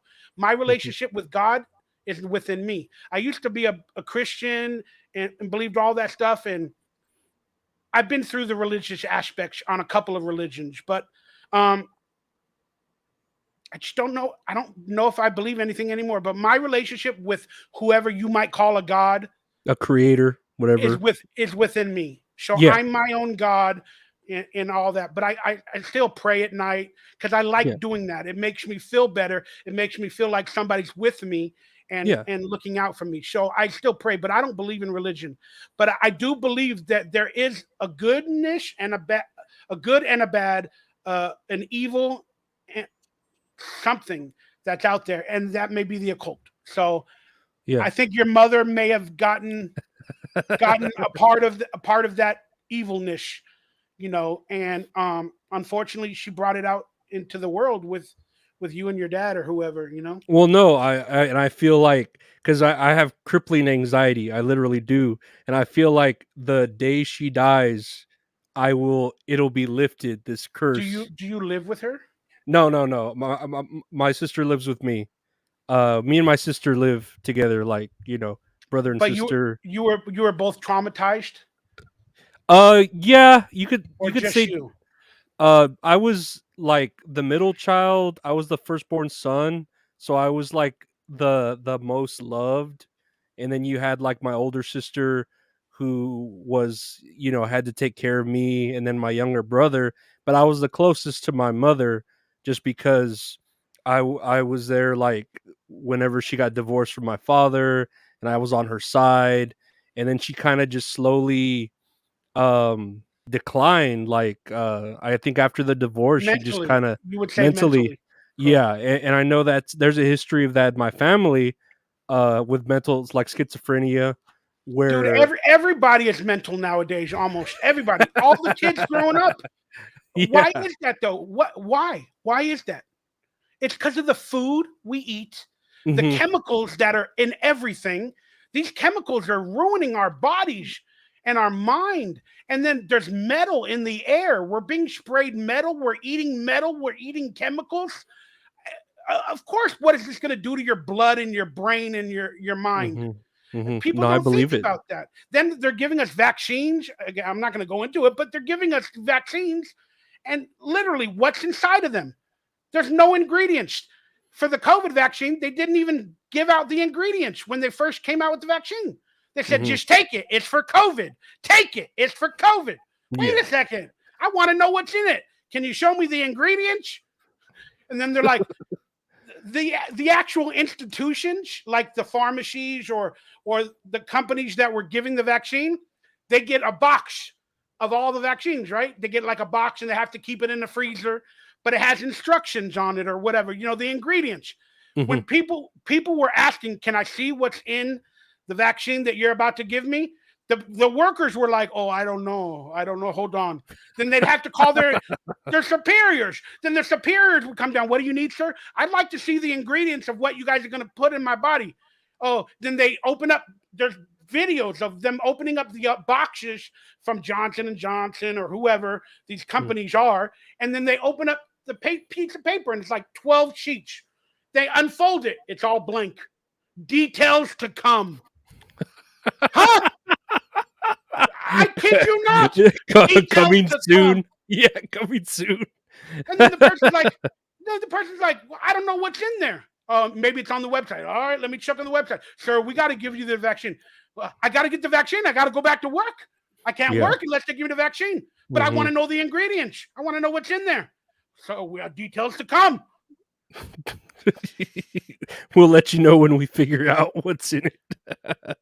Then the guy that invented it, it's called mRNA. Mhm. mRNA, mass reproducing DNA. mRNA. It messes with your DNA. It takes over your DNA. It splices up your DNA. DNA is the building blocks of life. Mhm. There's Mhm. metals in there as well. Again, the rumors are they're putting chips, they're doing this. But the mRNA was invented by, I forget the guy's name, forgive me. You guys have to do your own research. I should be better Mhm. at remembering the names, but I'm not. Oh, no, don't worry. I remember the events, the videos, the things that don't make sense. But the guy that invented it, it was a new way of presenting vaccines. Instead Mhm. of the old way, it was like a gel or I don't know what it was called, but he invented the thing called mRNA in the early 90s or late 80s, like 89, 90, right? So he invented it. Then they decided to use that mRNA thing. It's like a computer. You got to put RAM in the computer. That's the computer. The mRNA is the computer. Everything else they want to put inside it, they put inside. And I'm not Mhm. specifically saying it's a computer, but it does something to the DNA to delete certain things so you don't get the disease or this or that. Well, it breaks down your livers, your systems, your whatever. But Mhm. the guy that invented it, okay, the pharmaceutical companies bought that way of vaccinating people from him.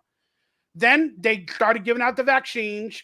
The ingredients were really not there, but he researched it and he learned. He's like, what are they putting in there? Then he found out Then he started speaking like in 2021. He started speaking. He goes, "Hey, the vaccines are not what they say they're going to do. They're actually going to tear down hearts, body parts, and other things. Allegedly, YouTube, Mhm, allegedly." mhm, mhm, mhm. Then he started speaking on podcasts. Then these podcasts were censored. He was taken offline, and he could only do the Fringe podcast. And then on his Wikipedia, they changed that he was the creator of the mRNA vaccine, like the system that gives whatever they're giving. They deleted him and they said he's a fringe conspiracy theorist that had a hand in creating the Uh, mRNA vaccine and that his assistant was the actual creator. Then they changed the term of vaccine. Vaccines used to meant would shield you or you could never get that disease or virus or whatever. Then they changed the meaning of vaccine where it temporarily disables the virus or makes it at a lower faction. They're mhm. literally doing like the movie 1984. There's a movie called 1984 by George Orwell from the book Yeah, I've read the where book. they have a ministry of truth.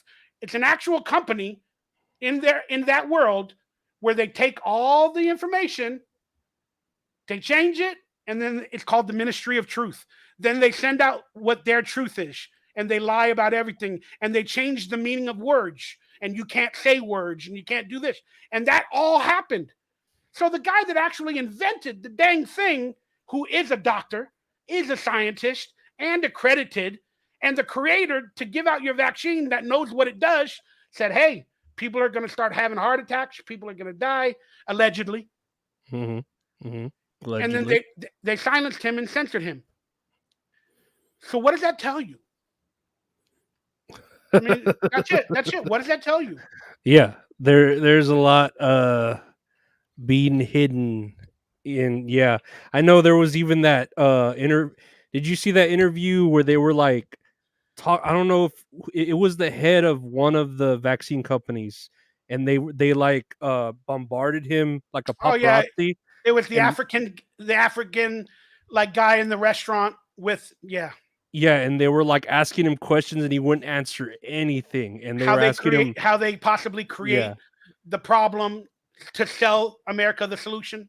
yeah, Yeah, and they just, I'm not saying they bombarded him. He figure they could do that, but he just wouldn't answer anything, and it was just like, dude, if these answers are like that easy, like, help ease the public's concern by answering them. Like, why is everything such a secret? But it there's has to always be. so much to That's how hide. they do Yeah, it. no, and You think you're gonna get transparency from your government, from your pharmaceutical companies, from the military industrial complex? I mean, like literally, are we at war with Ukraine? Literally, are we? Oh yeah, I saw it on TV. Huh? I always get Y'all pissed. I always get watch the pissed movie? about Ukraine because they say they don't have any money to help Oh student yeah, debt and this and that, but then they're sending like 13 billion over there, and I'm like, dude, what the fuck? Like, help us Ukraine. out here. Ukraine has received $39 billion in aid since 2020 when the war started. 39 billion. Yet we got homeless in the streets, right? We got this, like you said, student debt, this and that. Hmm, hmm. Okay, Ukraine is a money laundering system, and the minute and then Robert Zelensky or whatever his name is, right? If Russia's really trying to kill him, they would have killed him on day one. They would have sent out spy teams and assassins to get rid of the leader of Ukraine, so therefore they could defeat Ukraine. But no, Hmm. he's walking in the streets. He's on the Emmys. He's at the Academy Awards. Yeah, He's on CNN nightly. He's on every show. He just took a travel to South China, and he's asking all of them, please, on the Academy Awards or the Emmy Awards, America, please send money. We are struggling. We need to fight. We need help. We need Ukrainian people to power. We need to. What the fuck are you talking about? yeah. Huh? No, that's ridiculous. I feel like I always say he's like Biden's little cuck boy, like Biden just smells his hair for a bit whenever they meet up. But What's the easiest way for America if they are stealing money illegally, which they do? to launder it. War. We're going to give Ukraine billions of dollars. We're going to give them tanks and old tanks from 10 years ago so we can build new tanks to boost the economy. We'll give them our old missiles, our old tank systems or whatever. Like, huh? And then And I then saw just recently. idiot actors. I forgot his name. Whatever. Sean Penn. Oh yeah. All the idiot actors fly over to Ukraine for a publicity stunt. Oh, we're with you. And then every idiot on social media starts posting, stand with Ukraine, stand with, putting the flag, everything. Y'all ain't doing this for homeless people. Y'all ain't doing this for student debt. For our own people, our own we the people. Sean Penn gave his Academy Award that he won. He gave it to the president of Ukraine. What? This is for you, because the truth is, you're the best actor, Robert Zelensky. You're the best actor, Zelensky. And I even saw recently that, I don't know if it was the Pentagon or whoever handles that, they made a clerical error of so many $1 million so they could send even more money. And I'm like, how the fuck do you make a clerical error? Yeah, like, we make a clerical error. The IRS is down our street. What? You put an extra dot. You're going to jail. The IRS. They know exactly, but here they are, like, missing that much money from here, from 9/11, and it's just like, exactly. Oh yeah, nothing. My bad. That third building, 2 buildings went down on 9/11. Wrong. There was one about a mile away, 8 blocks away, 10 blocks away that fell down. Tower 7. And how did it go down? Rowdy controlled demolition, and it wasn't even close to where the planes were or anything. Right, and they said it went down due to fire. It caught on fire after the 2 towers went down, and the fire enraged for like 4, 5, 6 hours. So at 9 o'clock that night, it went down. But here's the funny: they got video footage of reporters live, whether it be CNN or some other broadcasting company, Canada, whatever. They're sitting in front of Tower 7, in front of it, behind them. They're like, oh, today was a tragedy, this and that. And we also had word that a third building went down, Tower 7. Tower 7, the building went down. It's standing right behind them. Yeah, it hadn't gone down yet. They missed their mark. So that proved it was either they used a backdrop, or it didn't happen yet, and the news media got the information. They got a big package of information, and Tower 7 was included before it actually went down, which was at 8 o'clock. So they sent the information at 6 o'clock, 7 o'clock to all the news agencies to report on it, because they thought it was going to go down at 8. But, it went down at 8:30. So then the news information somehow leaked its way out before it actually went down. Yeah, whoever was at the button of the to blow up that tower fell asleep and was like, oh shit, I'm 30 minutes late. Like I said, I think it was a backdrop, but it didn't look like a green screen. But I also think it's the package of information. Like, they prepare these events ahead of time. They got all these packages ahead of time. Again, people don't witness this stuff. They don't look. When they see videos of shootings or events, look at the license plate on the vehicles or the ambulances. 90% of the time, the number 33 shows up. Every time. Then they say, how many people died? 33. 33 were injured. 33,000 emails from Hillary Clinton. 33 is a Mason Illuminati number. Basically, the color purple and the number 33 is pronounced in almost all of these events to let people know it was an event manipulated or caused by a certain entity, whether it be Illuminati, the Masons, or whatever. Those are the numbers that tell the people that are in the club, it's a big damn club and you ain't in it. Whatever comedian said that. George Carlin. That's one of the best comedians ever, George Carlin. He goes, they got a big damn club and you ain't in it. But yeah, the number 33 is everywhere. The color purple and everything. And you see all these events. And again, at all the Black Lives Matter things that are going on, there's always that one same black lawyer. "Ah, get them some money." And then there's always handlers. There's like handlers. They have a press conference. There's always somebody, next to the person that died, or they lost their family member or Mhm. something. And there's always a handler. And then Mhm. they're always wearing purple, or they always have the number 33 itch. And then some of these events, you see video before the event happened, and then you look at the cars in a parking lot or something, then you see like 3 vans, like CIA vans, literally in the parking lot. There's one over there, it's all black. You can barely see it, but it's all right there. It's a big ass van. Then you see another one there. You see another one there. You're like, wait a second, this is before the event happened. How do you have 3 big ass secretive vans Ready to sitting go. there before this event at a school? Who's Mhm. in that van? Yeah, what is an warrant suspicion?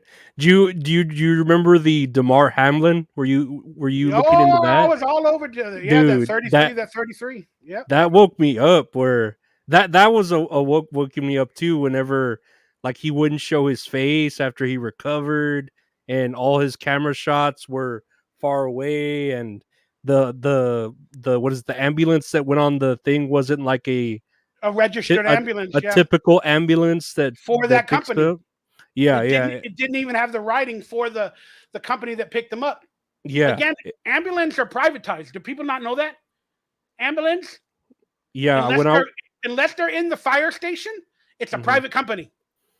Unless it's an ambulance that's in a fire station, it's from a private um like medical institution, whether it be mhm. Cigna or whatever, health insurance companies there are out there.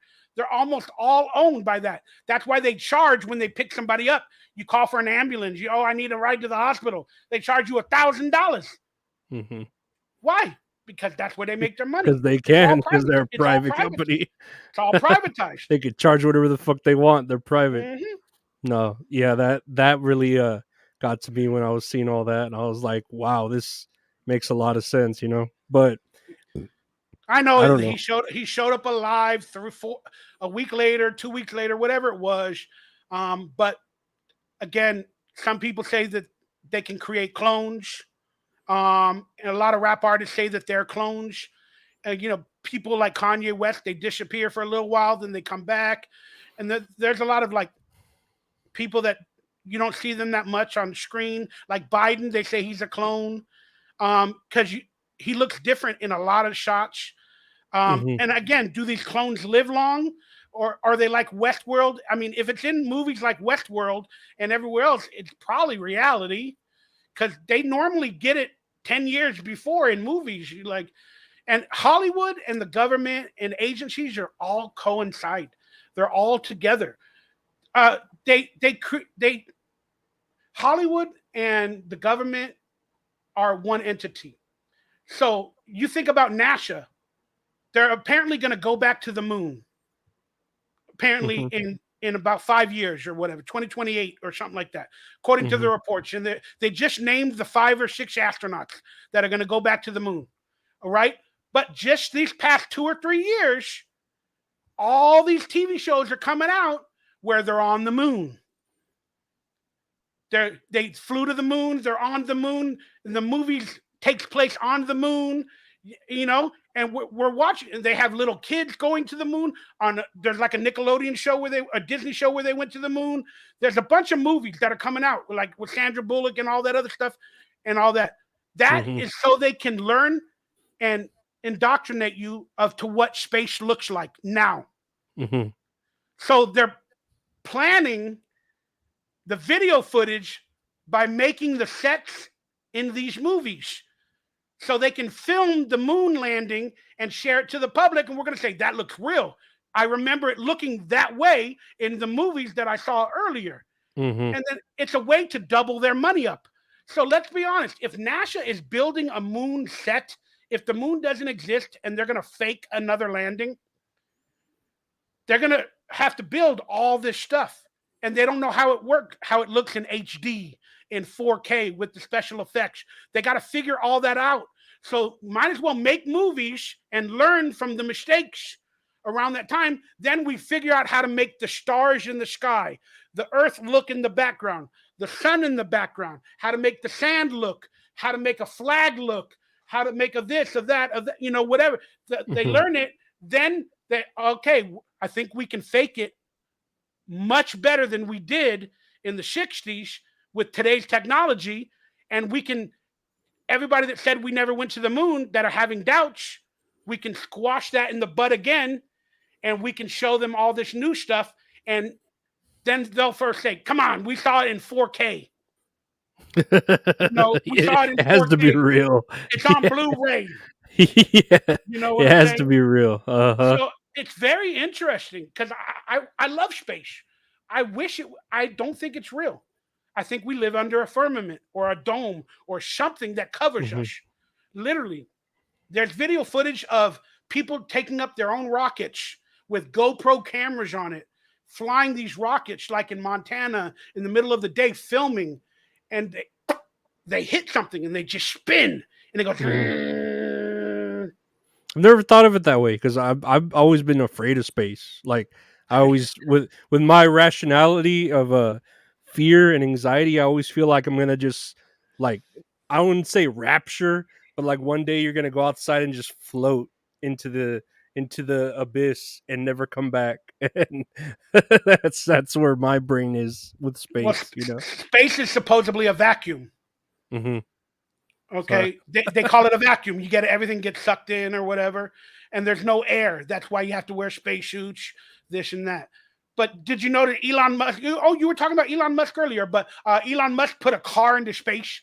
He put a guy named Starman into space, and they had a live stream 24 hours a day for like a month, where it's a visual of the guy in the car, and then Earth is just behind him, and then they're revolving together. that And people sounded. are like, Uh-huh. look it up, man. It's called Starman from Elon Musk. Uh-huh. That's such bullshit. It's such bullshit. Like people were recording the live streams. Then there was glitches. There was you got to watch. I made a video called "Space is Fake" on my YouTube channel. You got to watch it. I'll send you the link. But it's a fun. You're gonna laugh. Mhm. It's a good time. But there's glitches in the Earth and the car. So there's glitches in the earth during the live stream, and people say, "Oh, that's the internet. That's the internet glitching." But no, if the camera is on the car, in front of the car, and the earth is behind it, if the earth glitches because of the internet signal, the car would glitch the same way. So if the earth glitched backwards and forwards because of an internet signal, the car would as well because the car is in front of the frame. But Mhm. the earth glitches, the car, nothing happens to it. It just stays there. They're like, Mhm. why didn't the car glitch with the earth if it's the internet signal? They're going to both, it's the one signal. Mhm. No, Mhm. they're like, that's ridiculous. So there was some sort of a secondary signal of like a fake earth in front of that signal to where that one signal um, glitched, but then the car one didn't because it's on a secondary source. Mhm. It's just, and then on top of that, like the car had dust on it, like literally, Out in space. it has the windshield. Like you can see the windshield. There's a little bobblehead of a spaceman, and then you Uh-huh. start seeing dust, and every once in a while you see like particles or something, and people are like that's bubbles, or people were like that's aliens, but you're like that's dust, man. That's dust. Then there's one footage of all of a sudden a light source coming in. Like Just it real was quick, weird. like Every someone just opened a door. Oh shit! Closed it. yes, there's just this light source on the Yeah. Oh windshield, shit! and people are like, no, that's the sun. And but the sun every 12 hours would sort of appear as a light source on that Mhm. stream, like on a part of the car. But Mhm. it happened like after the sun, had already passed. You're like, where'd Yeah. that light source Out of come cycle. from? Yeah. And then they're like, "Oh, on the car, it was a camera light source." That whatever. It's ridiculous. Space is fake, dude. Well, Space is fake. I don't want to keep you for too long. I mean, I love talking to you. It's badass, like about all No, I'll this. stay on another. What time is it? 6. I want to get going by 6:30, but I got another 15, 20 minutes if you're down. All right. I was just thinking, man, I don't know. I don't know why it came into my head. Have you ever seen any? Have there ever been any like salute your shorts like porn, like '90s porn? I'm trying to think if The there's show a. wasn't that popular, bro. Like I try to tell people our show was not that popular. I think Uh-huh. the biggest ratings we had, we were on cable. We were not primetime television. We were on cable. And I think we had 250,000 viewers on whatever the best show that we ever had. Hmm. We averaged around 170, but I think the most we had was like 250. So that and then shows like on ABC or NBC, like Wonder Years or whatever, Hmm. they were doing 5, 7, 8 million, and we were doing a quarter of a million basically. Hmm. So we were not that popular, even on Nickelodeon at the time. And then the show just disappeared because we only did like 26 episodes, and it just people remember it fondly. Maybe like I Yeah. said, maybe there's like a million total fans out there, maybe 2 million that Hmm. remember the show, watched reruns, whatever, Hmm. found it online. But we are no, and people tell me do a podcast, about every episode or this. It's like we don't got that many episodes. Then on top of that, if you really, really, really want to be successful, I don't want to weekly sell you Salute Your Shorts podcast because it wasn't that popular. Well, you put yourself in that corner where it's like, oh, I'm only going to talk about this, and there's only so much content out there, and then you're limiting your audience because, like you said, there But aren't they're, very many fans. correct. They're doing like Boy Meets World podcast and like X Files podcast and all that of every episode. But they had like 100 episodes, Yeah, yeah. so you guaranteed got 100 episodes, of a podcast. Then if you do double parters, you got 200 episodes. And Hmm. if you're only doing one a week, you're good to go. Yeah, yeah, yeah. Within like The Office, it's always sunny in Philadelphia. I Yeah, get that. Yeah, if I they did a haven't. Salute Your Shorts podcast, we'd probably be able to make 30 of them, maybe at most, with guest stars. So that if you did one a week, that'd be 4, 8, 12, 16, 20, 24, 28. So I got 7, 8 months of content, which is okay. But I technically, even as the actor, only got 5, 6,000 fans on YouTube. Hmm. Am I ever going to go past 7? Am I ever going to go past 10? No, because I'm not that popular. Plus, a lot of people don't like my content because I tend to be a depressed person living in a dark world. But that's who I I don't, am. And dude, but that's real. Like, I mean, that's what my content is. I'm a depressed person living in yeah, the but real world. I mean, no disrespect to you, Lorenzo, or anybody, but Hmm. I watched another podcaster. He lives out of his car, and he had a depressive nature to him as well. He's in a sad state of his life, but he was trying to bring the positive, but he just couldn't because every day he was waking up either angry, sad, scared, whatever the situation is. Yeah. But all his he had to try to fake it to create positive content, and he could only do it for so long. And then he didn't have good feelings to make good content, but he needed to make content. So he started, these are my problems. This is how I'm feeling. This is how much money's in my bank. And that's what I've been doing too sometimes. I start Mhm. being real and transparent with the truth of my reality, but it's in a dark state. It's in a scared state. I'm probably living the worst years of my life. Like I'm not even a human being. I don't go out much. And I that's a story for another day. But people don't want to see that. They remember you as a funny guy, a loving guy. And even though they love you, they'll support you, they'll donate, they'll help me out when I need it. They're tired of it. I don't want to see you like that no more, Michael.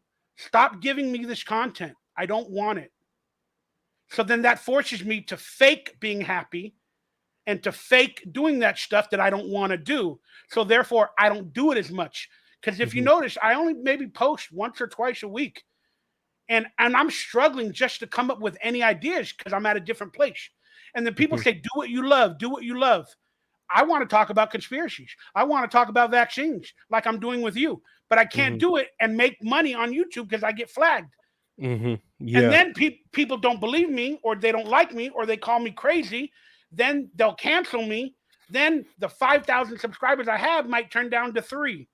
Then, the $200 I'm making off of YouTube will go down to 100, and I need it. So I don't know No. what to Mhm. do. I don't know what to do. I'm at this point where it's like, and people say, well, get a job, go back to work. I have some health issues, but I don't want to work. I don't ever want to be that person. I've had jobs in the past. I don't ever want to do it again. I'm trying to figure out a way to minimalize my life and live off of my income by being on YouTube, by hopefully getting some acting work and all that. But again, in order to be an actor nowadays, you have to be vaccinated. You have to do this, you have to do that. And I don't believe in that stuff. So I haven't been able to work. I haven't been able to do this. I lost my family members. I lost my father. I've lost everything. My friends, again, I would talk about the vaccines. They don't want to be around me anymore. I'm at a dark point in my life where I'm lonely and I'm scared. And then I make YouTube videos where I tell everybody, hey, I'm at a dark place.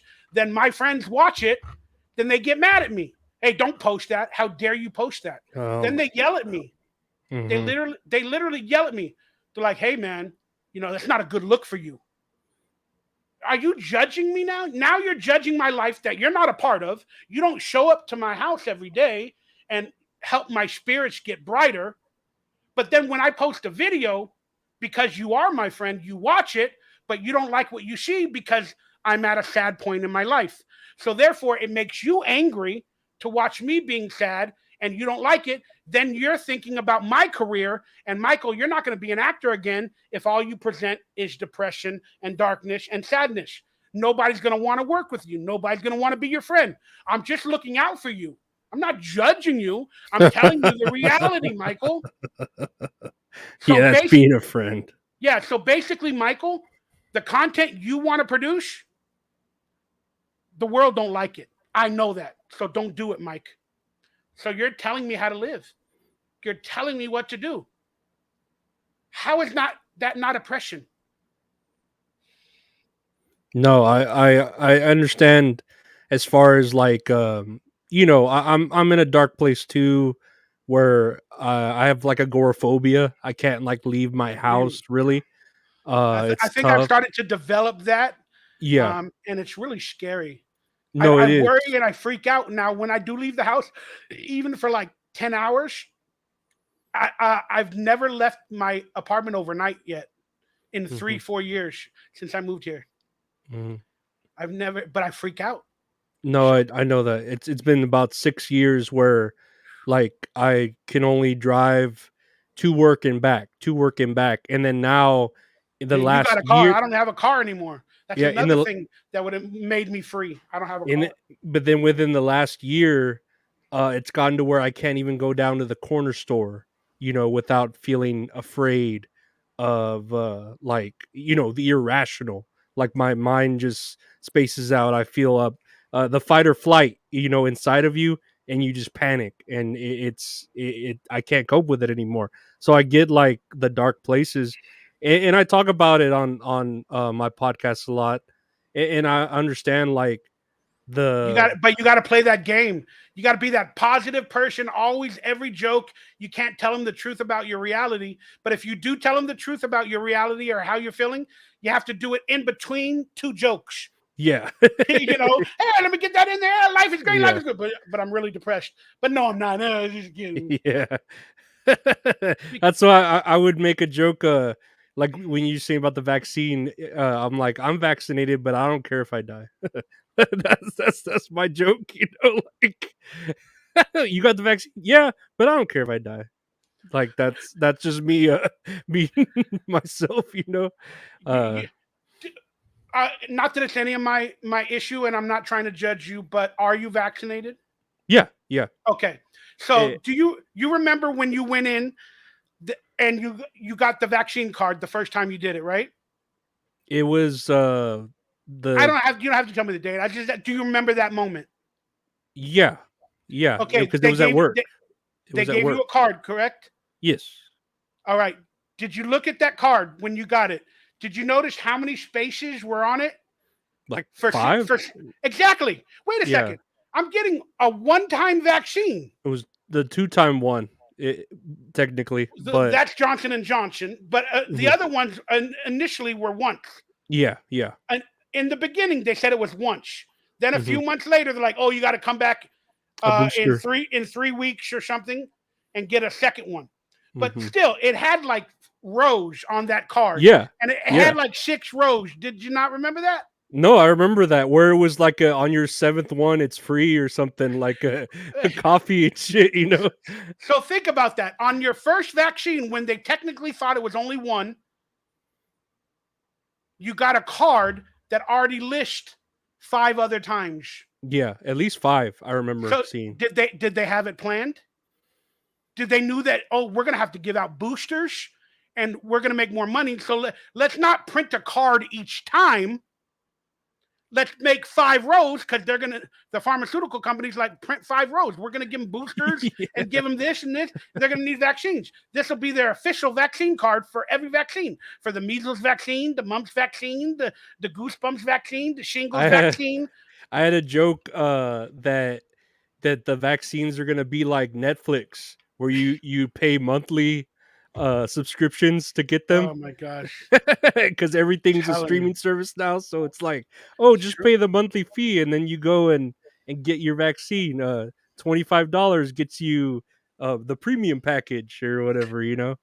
Uh, Wow, that's crazy, man. Oh my but gosh. it's becoming more and more true. Like It that is. idea that it's because even the flu vaccine, I know there was a point where like I was like, nah, I'm not getting this anymore. It's just making me sick.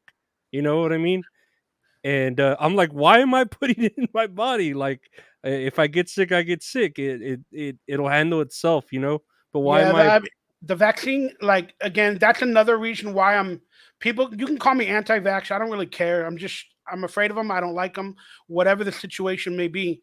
Um, of course, I got vaccinated growing up. They forced me into a classroom one day. They had tuberculosis shots or this shots or whatever. Then I had to get shot to go to school. I remember all that stuff that happened growing up, you Mhm, know? And mhm, I didn't think about it when I was growing up, but like now I do. And then like I don't need to go into details, but I lost my father because of the vaccine, the flu vaccine. mhm. And I didn't know what the flu vaccine was till many years ago. Like I said, I became a conspiracy theorist and I looked into a bunch of different things. Then I literally probably was like 30 years of age or whatever it was. And I'm like, wait a second. They give you a virus in the vaccine? Yeah, that's what I remember. So It's like, I was like, huh? yeah, we inject a small amount of into you. I'm like, why? What does that? How does that make sense? And then I would always remember everybody got sick after. Oh, you're gonna be sick for a while. I didn't know Hmm. why. Oh, that's the vaccine working. No, it's the virus working. Yeah, It's not the vaccine. yeah, They gave you the virus. They want it to work. Then the vaccine lays in dormant like a damn bear in a cave. It hibernates for a week or so. Then it comes out and goes, "Hey, let me eat you up." yeah. It's supposed to What? make you stronger, and it's like, dude, if you just take care of yourself, you Well, won't. I mean, yeah, but just the point that they don't typically tell you they give you the virus Yeah, or yeah. all the viruses from that previous year or the year before that the CDC, whatever, they give it to you to get sick. They want you to get sick. And then they Yeah. hope your immune system jumps in to not kill you. Hmm. Okay. That's what it is. It's like, I hope you don't die. I hope you're healthy enough. You're really rolling the dice, but we'll risk it. Yeah. So my father, I'll try to make the story as short as possible. After I realized all this, my father went in for, at the Veterans Administration. I think he was like 80, he was like 88 years of age. It was like 2017. Hmm. Took him in to get a physical. Then they started telling me, oh, has he had his shots? Had he had his this? Had he had his vaccine? Blah, blah, blah, blah, blah. We're like, nope, nope, nope. I'm with my brother. I'm like, I don't believe in it. I'm not going to do it. My dad's old. He cannot take that virus in this. He just can't do it. The last time my dad got a vaccine, a flu vaccine, my dad got pneumonia for like 3 weeks. He went into the hospital. And so this time they're like, well, he needs it. He's older in age. He needs it. I was like, no, no. They got mad at me. Then they're like, well, is your paperwork up to date? My brother was like, oh, just give it to him, Michael. He needs it. He needs it. But I'm the contrarian to my Mhm. brother. And I'm like, no, I'm looking out for him, this and that, whatever. So they bring my brother out. They say, is the paperwork up to date? So they bring my brother out for like 10 minutes or something. Then he comes back. Then they tell me, Michael, you need to go over some of this paperwork. Then I go, basically, my brother shined that he was the proprietor of my dad while he walked out of the room. Then they pulled me out of the room to check out the paperwork and to do some, make sure our address and everything is up to date. Then they told my brother and they gave my dad the vaccine, the flu shot. Mhm.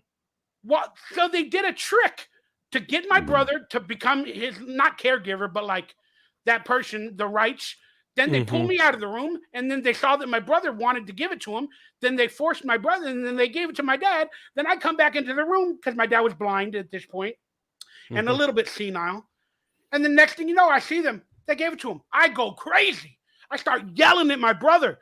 You killed him. You killed him. My brother's an alcoholic, drug addict, has a lot of problems. I start yelling, Mhm. you killed him in the offices. Security comes. I'm like, this fucking bullshit. I'm going to sue. I'm like, you did a trick. Security comes. They pull me out of the den. They're going to arrest you, this and that. You know, my brother's with my dad in the wheelchair. Long story short, we get home. 2 days later, sick as a dog. My dad Yes, for sure. can't even breathe, can't even sick in that. He falls and hits his head. He goes into the hospital. 2 days later, they put a tracheotomy in him, this and that. Then they said he has a virus. The antibacteria stuff is not going away. They got him on antibiotics. He's having trouble breathing. They're forcing him to breathe. He died 2 months later. It's terrible. Hmm. No. And then right after my dad died, literally right after my dad died, the nurse pulls me out. She goes, can I speak to you for a second? I'm like, yeah. She goes, are you gonna sue us? Because they gave him fentanyl. I don't want to get into it. They they were giving him fentanyl and all this other stuff to ease his pain, and then I forced them to take out the tracheotomy. I said, "Why did you put him in there?" They're like, "Well, he breathes really weird when he sleeps. He breathes through his mouth. That's not the way you're supposed to breathe." So he had a problem breathing one night because I showed up the next morning and they're like, "He has a tube." They're like, "Oh, he had a problem breathing." But they talked about it for 2 days before. They're like, "Does he always breathe like that?" I go, "Yes, he's been breathing that way for 5, 7 years, where he breathes through his mouth like that." Mhm. And they're like, "That's not the way you're supposed to breathe." So the nurse or whoever decided he wasn't getting enough oxygen, so they had to put the thing in his thing. So then they put it in my dad. Then I left it in my dad for like a day or two, and I forced him to get it out. I said, "Pull it out." He was breathing before it. Did he die? Was there a damn procedure? No. I said, "Pull it out." They pulled it out. My dad was recovering. He was doing good for 3 days. Then all of a sudden, uh, uh, uh, that nurse comes in or whatever. She goes, "Oh, your father. You noticed that he breathes through his mouth a lot?" I go, "Has he been having problems with his oxygen now that you pulled it out?" "No, but he's not swallowing correctly or this or that." Yeah, you just pulled the thing out of his throat. It's going to take a Mhm. few days." She goes, "Well, I don't know. I don't know if he's going to need that thing again to help him breathe." "You don't know? Have you talked to the doctor? What did the doctor say?" "Oh, the doctor told me to watch it and make sure." Then I pull my brother into a room and I go, "He's gonna have the thing in tomorrow." I go, "We're gonna leave the hospital tonight.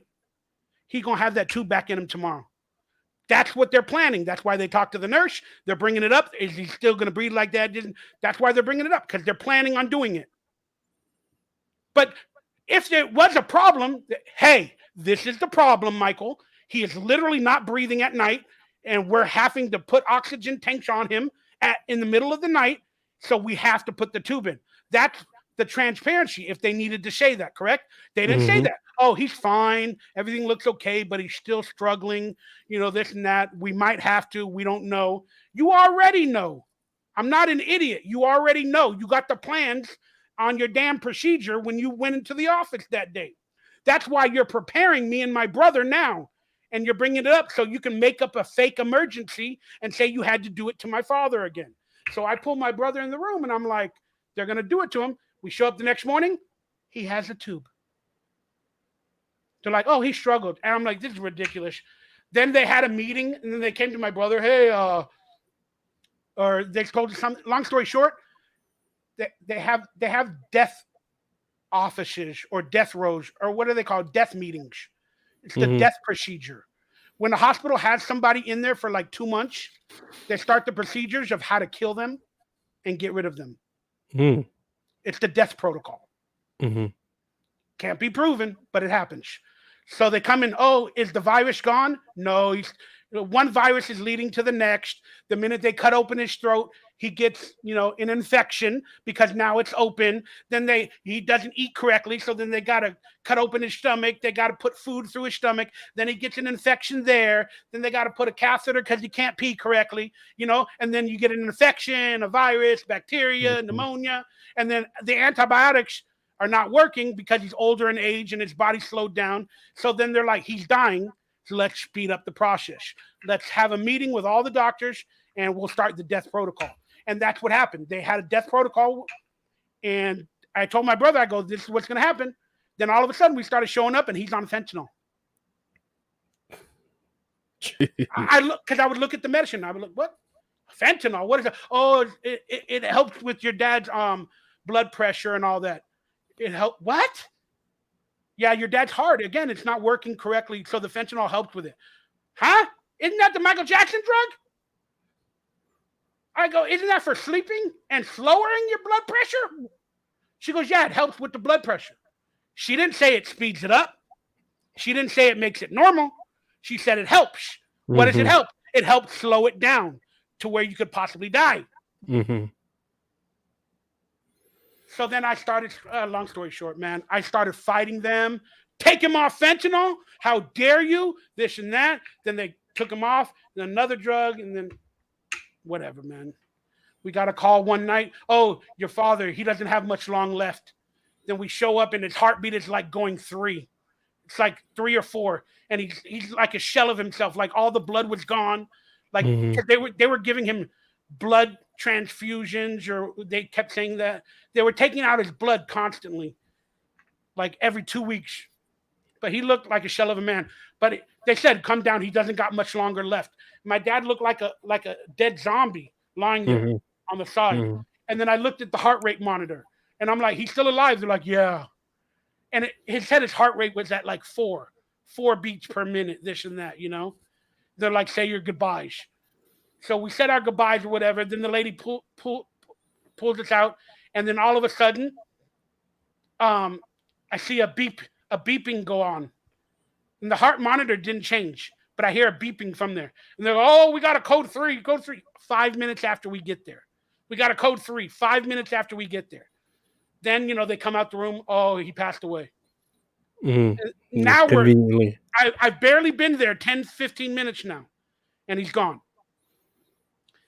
He died before. They were putting some drugs in him to keep the heart rate going, or the machine was faking it, or whatever, or he was dead before. Mhm. They just did that whole show that he passed away or whatever. Then I noticed fentanyl was still there after he died. It was right there from the 2 nights before, the bag. They killed my father. So then the lady nurse brings me out. Not 15 minutes after he dies, 20 minutes after he dies. Are you going to sue us? You need to sign this paperwork and say you're not going to sue, or the procedure. Oh my god. Jesus Christ. These fucking corporations and give a fuck about Yeah, because humanity.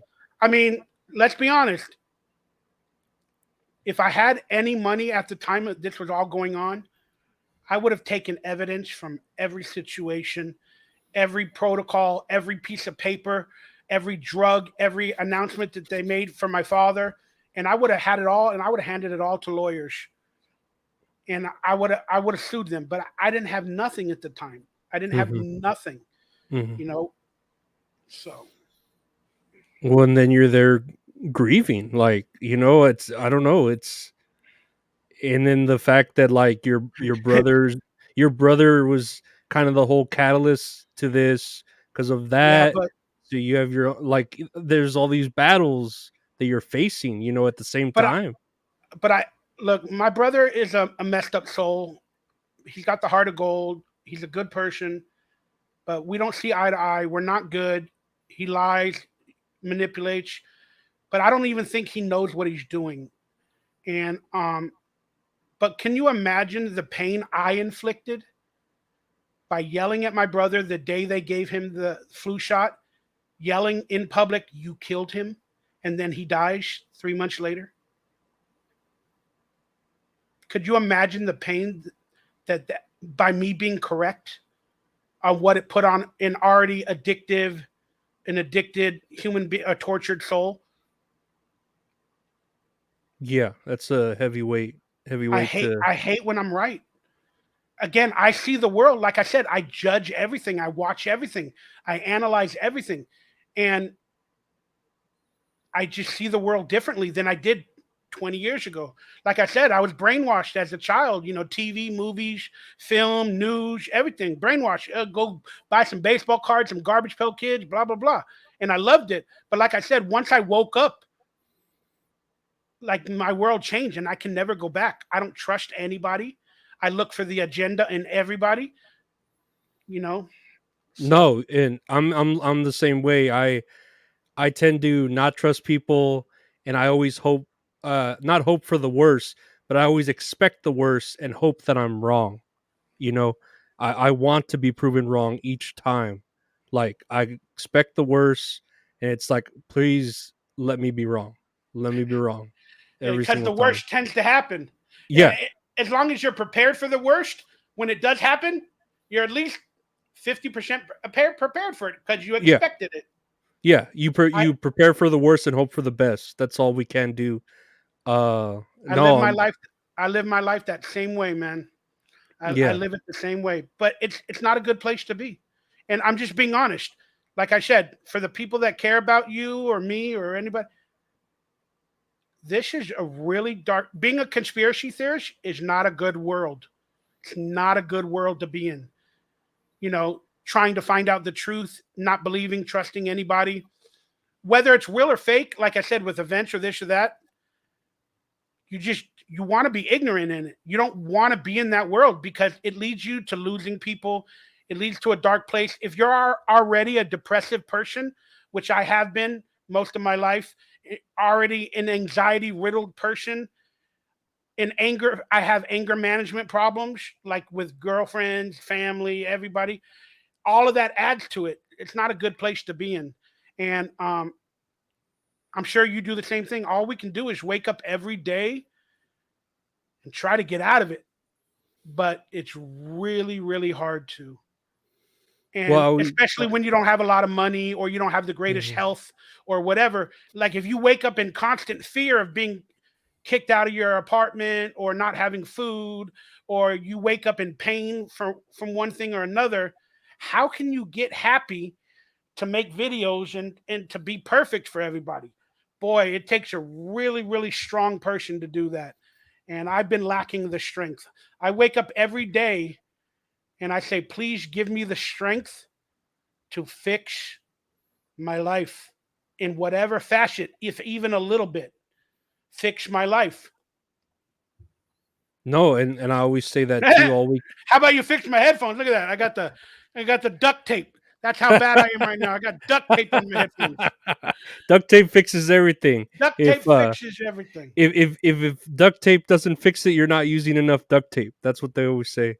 No, I always say we take everything a day at a time. Like there'll be a day where I'll feel so scared. I'm there shivering in bed. I feel like the world's collapsing.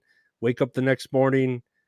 Okay, let's start over. Let's see how this goes. It's better, and life is like a slope. We try to climb up that mountain, but we slip back down, and all we could do is Always gonna be another mountain. Always gonna be and make it through. But it's the climb. You remember that song from Hannah Montana? It's the Miley climb. Cyrus. Yeah. Do you think she's a clone of herself? Man, that world fascinates me, man. That Nickelodeon, Disney World, Oh my God, are we gonna get into pedophilia now? Like, oh my Oh God. no, we could save that for another another episode. Whatever, I'm having a good time. I'll give you No, another 15, 20. But then I am gonna get off of here by 7. yeah, no, Even though I don't want to keep it.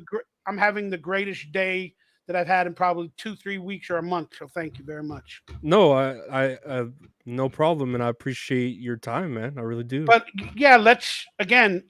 We all need somebody to help us a little bit. Uh, do you have things that you need to fix in your life that you know you need to do? Like if you have trouble walking to the convenience store or going out in public, I think you need to do that once a week now. Like And I I think you need to force yourself to do it. That's and it, I or once a uh-huh. day, whatever. And I do it at least like on my day off. I'll go buy a can of Pringles or some tortillas, for to have for breakfast for the week. And yeah, like it's all about learning to cope again. I am seeing psychiatrists, I am seeing therapists. But yeah, it's all I can do is, and I take like a lot of medications, but they take forever. They take 4 to 6 weeks to get going whenever I do take them. But that's I'm all I lucky. can. I'm lucky that I'm strong enough to. I think to like I haven't been clinically called depressed or clinically anxiety. People say, Hmm. "Oh, you're bipolar," but I know I got an overactive brain, and I know I wish it would relax because I overthink everything Hmm. and I analyze everything. All I do is think. And the truth is I should run and work out more. But I don't want to be on pharmaceutical medicines because like I said, I don't want to live that world. And my family has an addictive nature to it.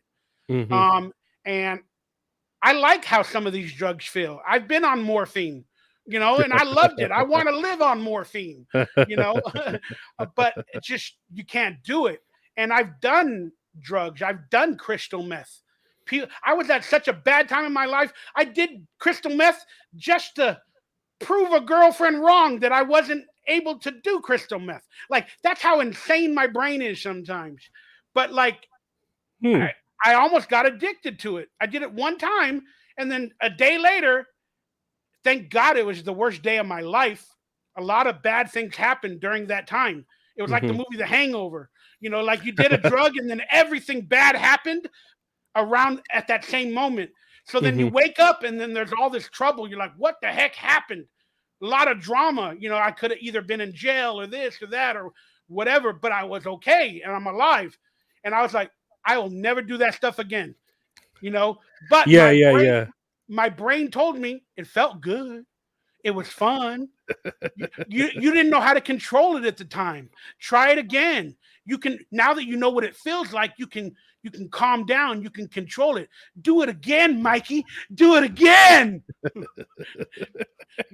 That's what my brain was telling me, and I'm like, no, That little devil on your no. shoulder. I'm like, I've seen movies. I know crack addicts. I know crystal meth heads. No. So I just stayed home for like 3 or 4 days and drank soda or caffeine. I guess I was good. But I've tried, a lot of things, and I don't ever want to be on drugs. So but I've been starting to think about gummy bears or just to calm down my thought process a little bit, But I don't want to go down that road. Like the marijuana type stuff. Yeah, what is it? THC or the Hmm. oils or CBD. because I'm such a bad person. I'm like drugs are bad, no matter what. Well, marijuana is made from the earth. I'm still like no, drugs are bad. Okay, Everything's made from the earth if you think about it. yeah. Well, not pharmaceuticals. They're made what from what metals Those and are shit. chemicals. No, they mix chemicals. Yeah, the Hmm. chemicals are found on Earth, Hmm. but then they mix it and they manufacture it. So that's not really being made on Earth. You get it? If it was all in one, like marijuana leaf was, I get Yeah, it. Or the mushrooms, yeah, psilocybin, something like that. yeah, yeah. My buddy's really into that. I've been wanting to try the microdosing, but Yeah, I'm afraid of that uh, stuff too, man. My brain is yeah, wild enough already. But the problem is when I make videos, people think I'm suicidal. No, no, I love life. What are you yeah. talking about? I'm just depressed. I feel like I don't have a life. I feel like I don't got nobody in my life. I'm in pain, but I don't want to die. Because why? I want to watch the next episode of The West Wing, or I want to watch the next, movie of John Wick. I like that stuff. I don't want to die. I like football. I like the Raiders. I don't want to die. Yeah, you have shit to look forward to. There's But no that's the reason that's to. that's the problem, man. It's like, even friends of mine, they when they see me, when I finally go out to an event or something, they're like, "Oh, I saw your last video. You're depressed. You're struggling. Oh, are you suicidal?" Like, what? Why does it go there? If I'm suicidal, I'm gonna either get a gun, write out a manifesto. you know, I'm not suicidal. No, you wouldn't hear about it if I was. Yeah, No. exactly. Yeah. Yeah. I Uh, always say I wouldn't be here, yeah. smiling at an event, having a beer, saying thank you for inviting me. Yeah, I would always say they would always ask me, my doctors, like, "Are you suicidal?" And it's like, well, I don't want to exist, but I don't want to die. Like I feel like there's a difference. Don't There's a ever tell the medical industry that type of shit. no, Don't. They have a I've learned list. slowly. They Yeah, have I've a learned slowly. program. They put you in categories forever. You're going to be on a no-fly list. Oh, that's No, fine. I'm scared of flying. If humans were meant to fly, they'd have wings, right? no, but I'm just letting you know, man. Like, there's all these powers that be, man. Like, you tell them stuff like you can't even speak about depression. Yeah. Because again, oh, well, then I'm going to prescribe these meds for you. I don't want meds.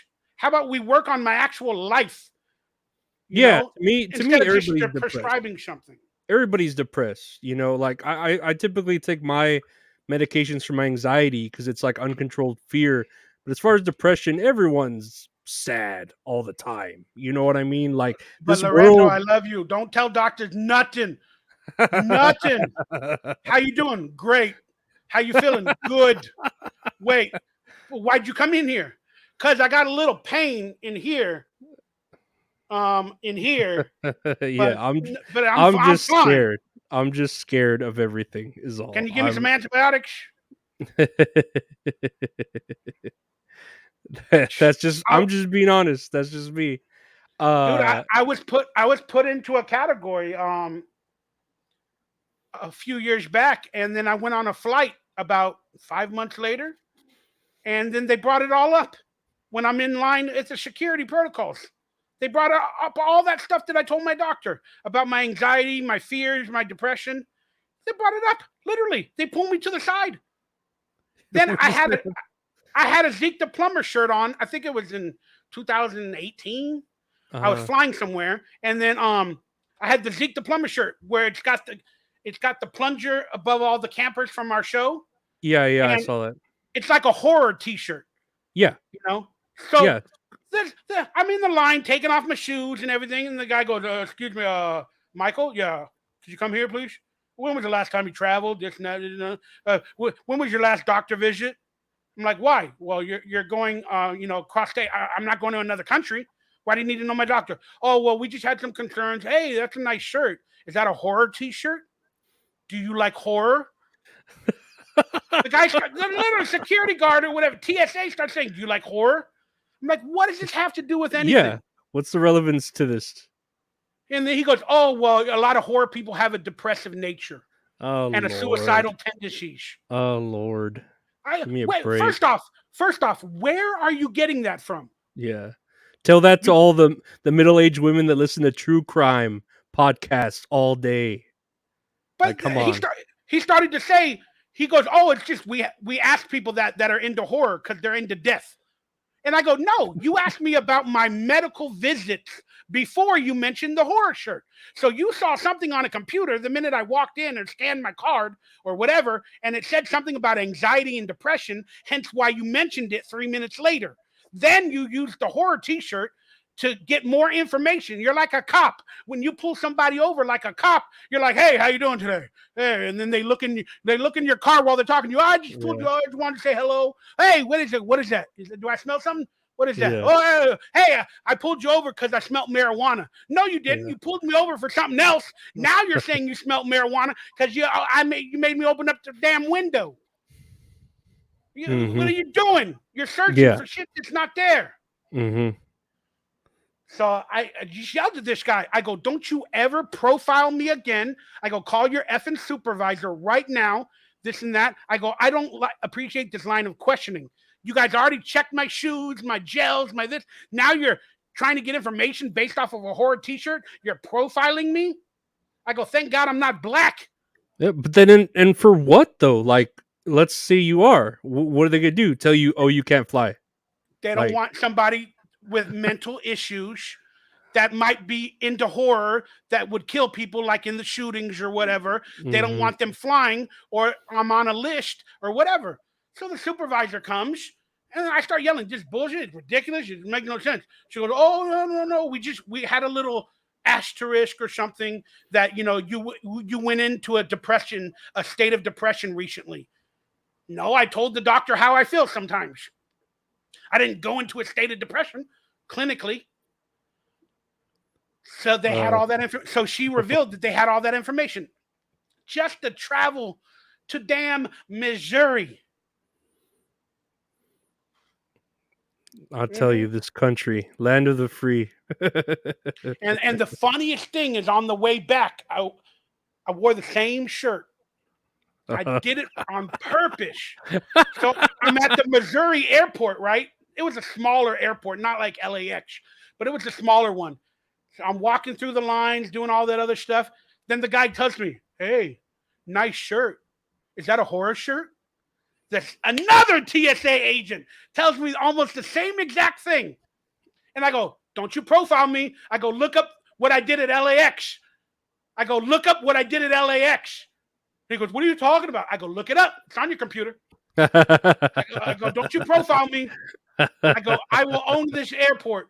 He goes, oh, I just thought it was a nice T-shirt. I'm like, Yeah, shut sure. your butt up, brother. They put me on a list. Oh, he's hard to deal with. This and that. So he Jesus started the Christ. process. You get it? Because they're told people that have T-shirts of blood or violence or horror movies that maybe talk to those type of people because those are the possible people that might cause. Oh, it's profiling. It's like racial Yeah, profiling, just yeah, it different. is. Yeah, no, it absolutely is. It's ridiculous. Oh my goodness. So I don't know, man. But I think I'm on a no-fly list. I haven't flown anywhere since then. And I've never flown, so I wouldn't doubt I was on a what? no fly list. Yeah, I You don't. you got to get on the plane. Ooh, Lord, no. Like I said, there's no. I'll drive anywhere I need to go. So your That's anxiety is that bad? well, yeah. My anxiety right now is bad, where I can't even like go down the street without being afraid, and where my I have a remote job, and even that's like, being a struggle waking up from my remote job because of all the Hey, can you give me medications a I job? I need a remote job, man. I'm sitting here asking you for you money to be on the podcast. I'll I need a send you remote job. I'll send you some applications. But Yeah, no, part time though. Part time. okay. But I don't want to take up more of your time. We could keep talking, but I really appreciate I you said I'm coming good on, till man. 7. I Oh definitely yeah. got to get out at 7, but I got another 10, 12 minutes. Okay. So I should leave it to you. I've been talking about all my conspiracies and all the stuff that I enjoy. What's on your mind moving forward about anything with my career, with me, with acting, with life? Let me know. What's up? No, I feel like a lot of it we like. Yeah, a lot of it was conspiracy, which I mean I could talk about too. I like listening. I'm very open minded, and then I want to take this podcast and I'm so proud of it. Of course, I'm going to support it, but I want to like put it on like my YouTube channel or something. I'm probably going to have to click the ad button and tell people to watch it because I think a lot of my some of my fans will get a kick, man. We'll get a kick at this. no, yeah, I'll definitely uh like I'm gonna put on the Patreon today, but then tomorrow at noon, it'll come out. Sorry, Uh, I think I have that problem where your muscle seize up after you use it a lot. Like my finger starts to like close or whatever. mhm. It's weird. Like my muscle contracts and then I have to pull it back out. It's weird. Sorry, cut you Oh off. no.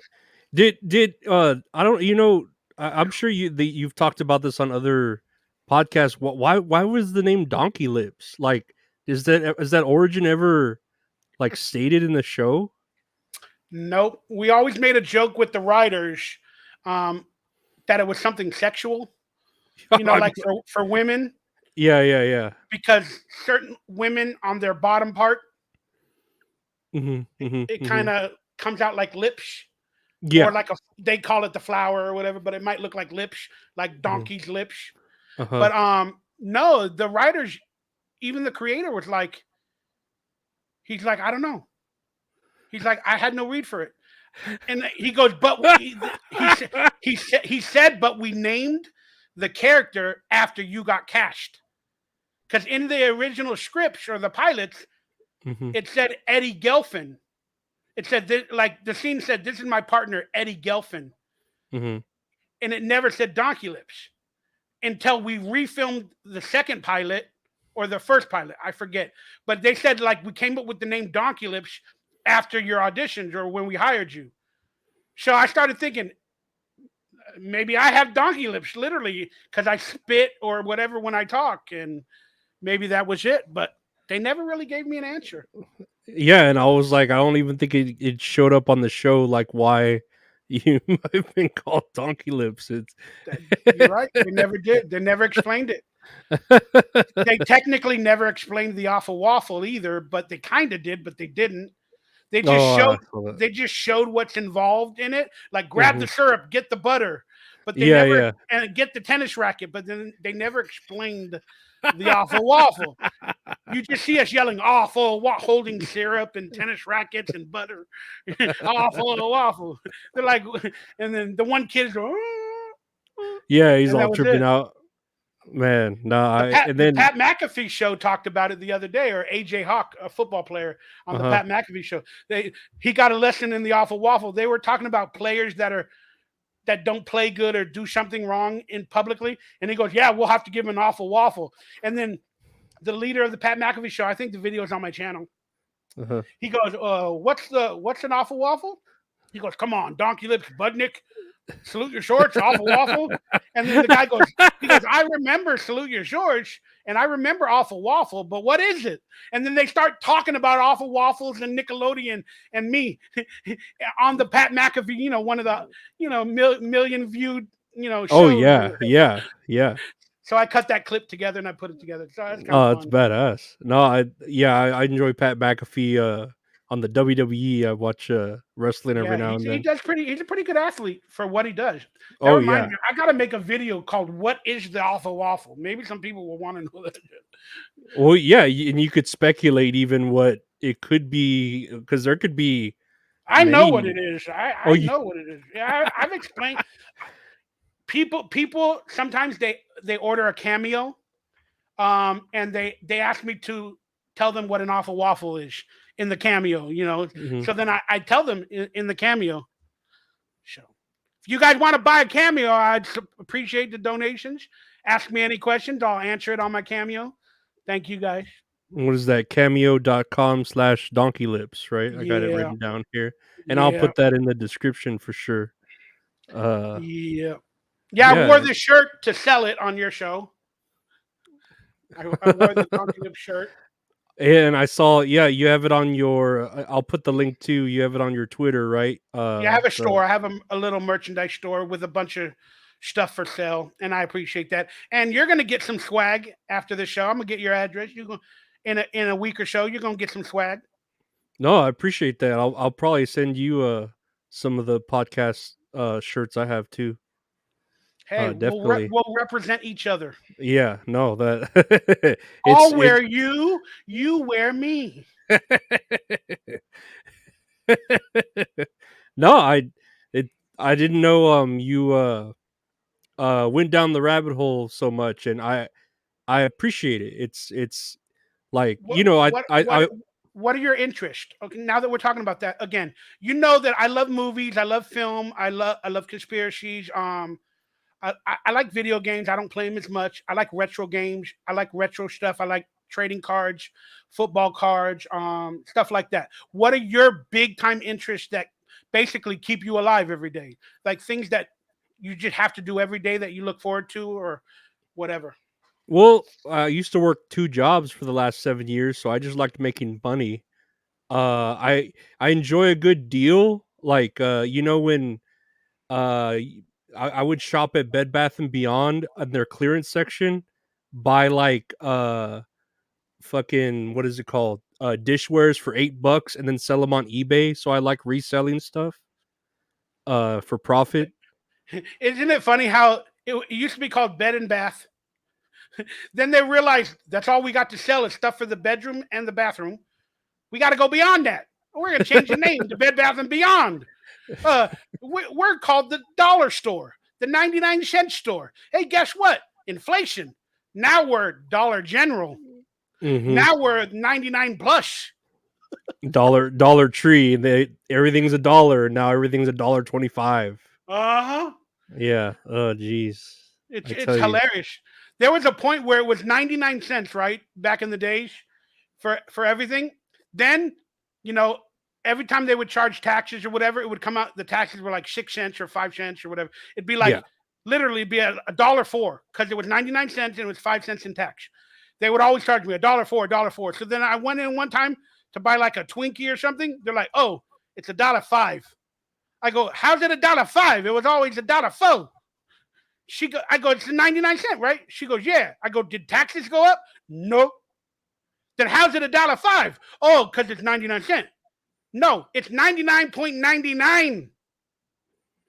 They somehow fractioned their cash registers to 99.99. You Like get it? gasoline or something? To add that extra penny somehow. Mhm. And it did To it round it up? on every single thing. And they can't really round up 104.99999. I can't pay Yeah. 104.99999. So they have to make it 105. She's like, it's still 99 cents. No, it's not. It's 99.99. No, call It's it just call call it a dollar. call a spade like it's a fucking dollar now, you Correct. piece of shit. I I Correct. remember I remember that when everything was 99 cents, like, I go buy a 20-ounce Coke or a 20-ounce Sprite, 99 cents, but, like, Texas, because 'cause I'm from Texas, the taxes were, like, $1.07, $1.07, Hmm. and then Yeah, one something like day that. Yeah, you one recognize it every time. yeah, and then one day it's like, "Oh, it's $1.18." What? Yeah, it just Hmm. blows your fucking mind, and they're like, "Oh, taxes went up." What? I just like, you have the change, like, exactly in your pocket, you know? You're And then there you at have to tell the person in line, "Hey, man, could I borrow a dime and never pay you? Could I yeah, could I could I borrow a nickel? I'm never gonna pay you back. I'm never let gonna me see look you." let me look on the floor underneath where people usually drop change and don't pick it up, and I could find maybe, like, 8 cents, you know? Like, Or goddamn. look at that change thing. Yeah, Leave your change, leave your take pennies. Or take a penny, leave a penny. one of the most eye awakening moments for me one time was I used to eat Jack in the Box. They had like dollar hamburgers or jumbo jacks or whatever it was at the Mhm, time, mhm, and I would always have, like you said, exact change. mhm. And but again, if I wanted cheese on it, it was like a 25 cent or 20 cent extra fee for cheese. Yeah, that's premium. Cheese is premium. So I would have like $1.10 on me, and I could buy the jumbo jack. But if I want cheese, it's going to be $1.20 or $1.25. So my dad would always buy um, Kraft cheese slices, right? He, Yeah, I know where he, this is going. so I was like, screw it. Literally one day I was like, I'm gonna go get me, a jumbo jack. I'm gonna bring my own cheese. Yeah, hell yeah. But I told him, he's like, would you like cheese? I go, no, I got my own cheese. I go, can you tell them to put it on the grill? No, we can't do that. It's my cheese. I'm buying the jumbo jack. Just put it on the hamburger while it's on the grill. No, you have to buy the cheese from us. I already got the cheese here. Can you get it? Like it was a 10-minute debate. This worker, of course, Yeah, he's a teen, he's an idiot. I don't know. Let me call my boss. The It's manager like, comes out. dude, What's the problem? just do it. When are you gonna do this? You're not gonna do Look, this all the time. Just fucking do it, you know? oh well, we make the hamburgers back there. We can't bring in food from the outside. It has to be supplemented or whatever. She Mhm. goes, but all right, we'll do it. The lady was like, we'll do it just to get you out of here. So she goes, but I have to charge you. Huh? Oh, fuck you. I got to charge you 10 cents to put my own cheese on a burger that you're making for me when I didn't buy the cheese originally. Wait a second. You're going to charge me the same amount to cook my cheese. Then just give me your cheese. Hmm. Then just give me your cheese then The if whole you're going to charge point, the me whole another point 10 of me cents. carrying my own cheese is to not have to pay for your cheese. It's hilarious. It's Yeah. hilarious. No, I've always said I wish cheese didn't need to be refrigerated. I would always, if I could, I'd carry a piece of cheese in my wallet at all times, just It's for called moments pocket like cheese. that. It's called pocket Yeah, cheese. carry some pocket cheese. Yeah, But it creates fun guy if you leave it in your pocket too long. yeah, it doesn't, that kind of cheese doesn't get better with age. It starts getting pretty bad. That craft single type cheese. Oh my goodness, too. There was one time too where I had to cash checks at a check cashing place, and as residuals, we don't get a lot. Sometimes the checks are really, really small, right? And sometimes I would just bring in a bunch of them. That way, I'd get a little bit of money.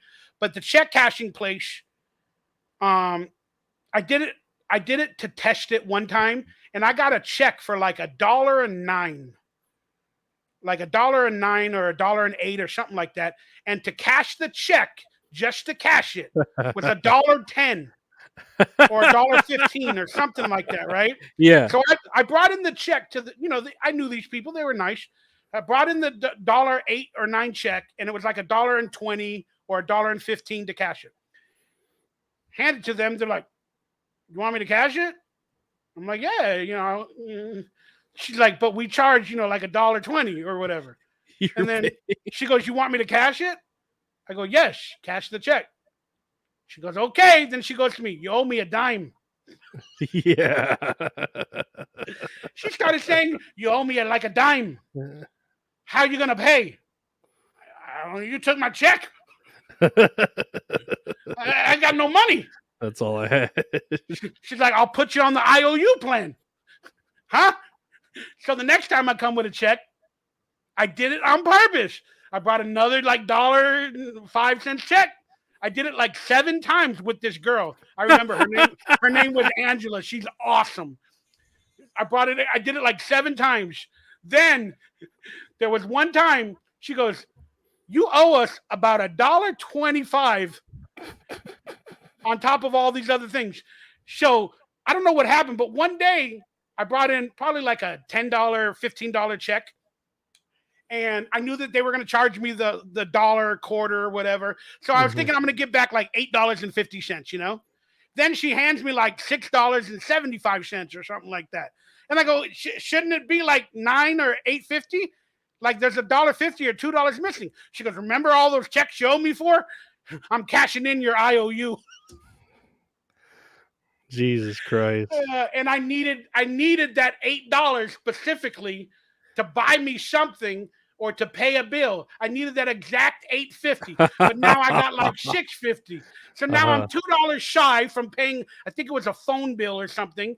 And I went to the store and I still paid the $6, but I had a bill of like $1.50. So at midnight, it went into collections, and then they charged another $5 or $6 on my phone bill. Like, Oh my my God. God, This world. it's insane. No, It just yeah. makes me laugh sometimes, man. No, it's this world's so fucking, oh my God. That's Money would solve everything. I think in my world. that's why there's only one thing true in life: death and taxes. My father used to always tell me that death Mhm. and taxes, and taxes are illegal. I mean, if you guys want to learn your history, taxing people is illegal. If you guys want to, go into that conspiracy rabbit hole, it's actually illegal.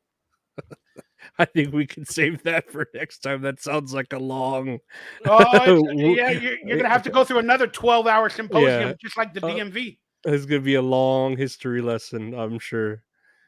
But yeah, no, I it's been great, man. Like chatting with you about anything and everything. Um, Thank you, yeah, Lorenzo. We are yeah. friends for life, and I appreciate you, brother. I really N- do.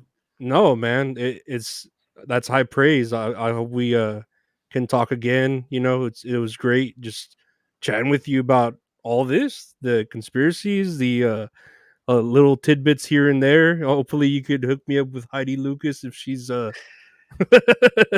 if she's around, because she was yeah, no, she All was right. If you had one celebrity to mate with or to be with, all right, we'll end it with this if you're cool with this.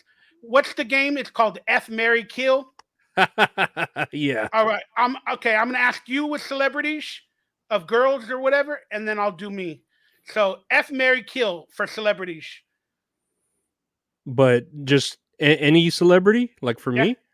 Yeah. Of I guess of women or something you're attracted to. Yeah, Get it? yeah, no, Who yeah, who yeah. who who would you F? Who would you marry? And then who would you kill? Like maybe you don't like them or something. I would kill Chrissy Teigen.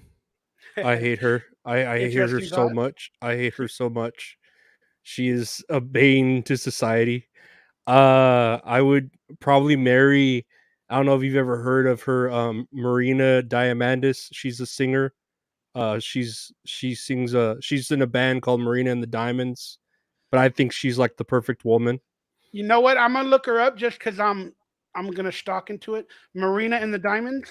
Yeah, Marina and the Diamonds. Because I've seen her in concert here in Austin, and she's just like Oh yeah, yeah. sing. She's a beautiful girl. Yeah, Welsh. She's Welsh. oh, Welsh. She sings Welsh. beautifully. She writes her own music. Isn't that like Bork? Isn't Bjork Welsh? I have no idea, You remember but Bjork? That yeah. wasn't supposed to happen. Bjork. She I was would awesome. marry. I would marry her, Marina, and then as far as like F, um, Don't man, mention Heidi probably Lucas from being a child. Don't do that. no, no, Don't do it. no. Probably what's her name? Natalie Portman from the Thor movies or I whatever. know Natalie. Yeah, Yeah, she was in that she's movie V for Vendetta. I was in a movie with her, but I didn't end up in the movie. I'm in a mask, but yeah, I'm in that movie V for Vendetta. dude. I have a funny story about what I remember like borrowing V for Vendetta from a chick that wanted me to see it, and she liked me, and I never saw it, and I never like gave it back to her. I just kept her V for Vendetta, but I never watched it. I never watched the movie. It's a great movie. It's also the conspiracy realm and taking back governments from their Hmm. people. That's what it's about. You got to watch it. I think you'll enjoy it. Yeah, I'll have to watch it. I'd never seen it. I remember having the copy of it because of that chick, and she's like, "You got to watch it." Okay, never watched it. Never went back to her house. So who Uh, was the F person again?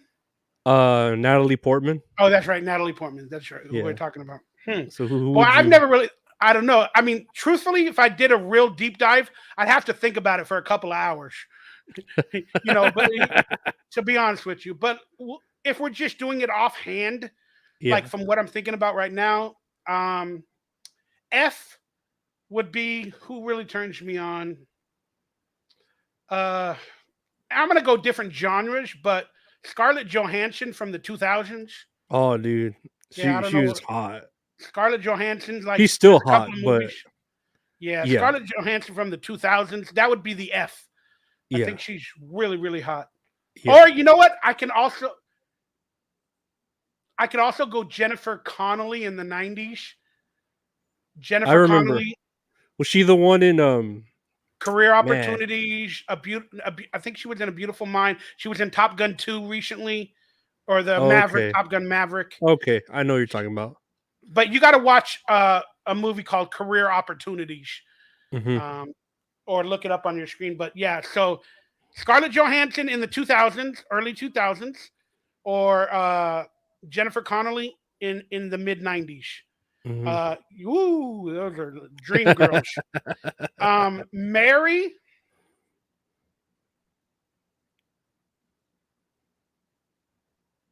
there's a couple of conspiracy theorist girls on Twitter and stuff like that, TikTok, that I really, really would like to marry. Like there's a Hmm. girl named My Maria 777. She's gorgeous and she's into that whole world. So I know I'd get along with that. But since we're going real celebrities, I'm gonna have to say that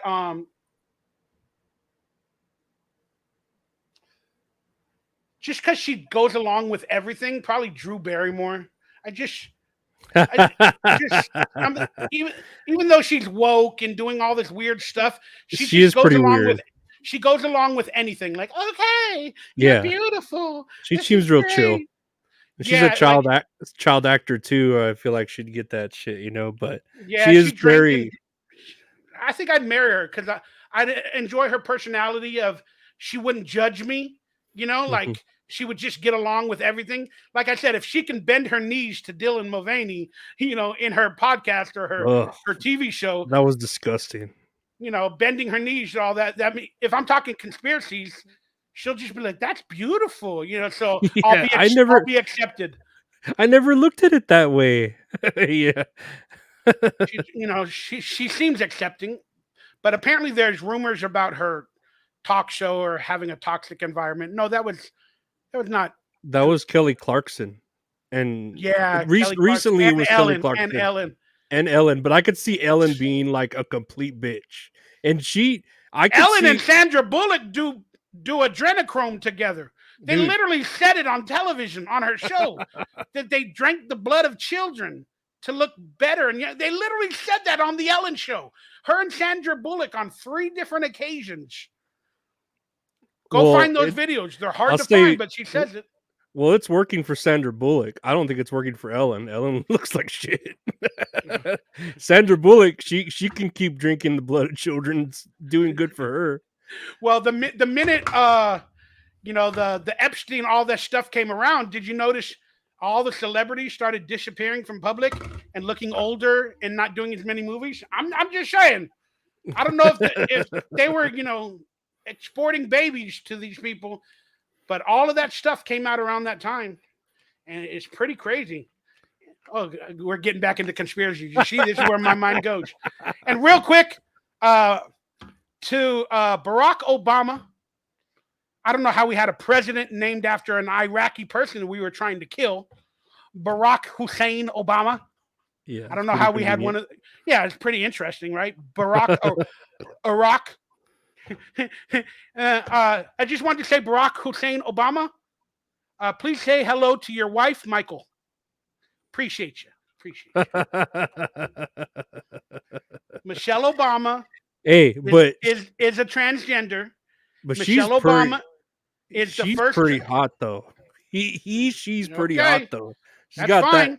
She got a big old badonkadonk. I that's what I think. I'm like, Well, dang. go look up the photos of her or him Yeah, I've read about that, and I'm like, with his penis out, and then Barack Obama in a bunch of interviews. You got to find him, but he says, "Oh, me and Michael, he says it like 20 times in a bunch of interviews. Oh, you're talking about Michael, Michelle,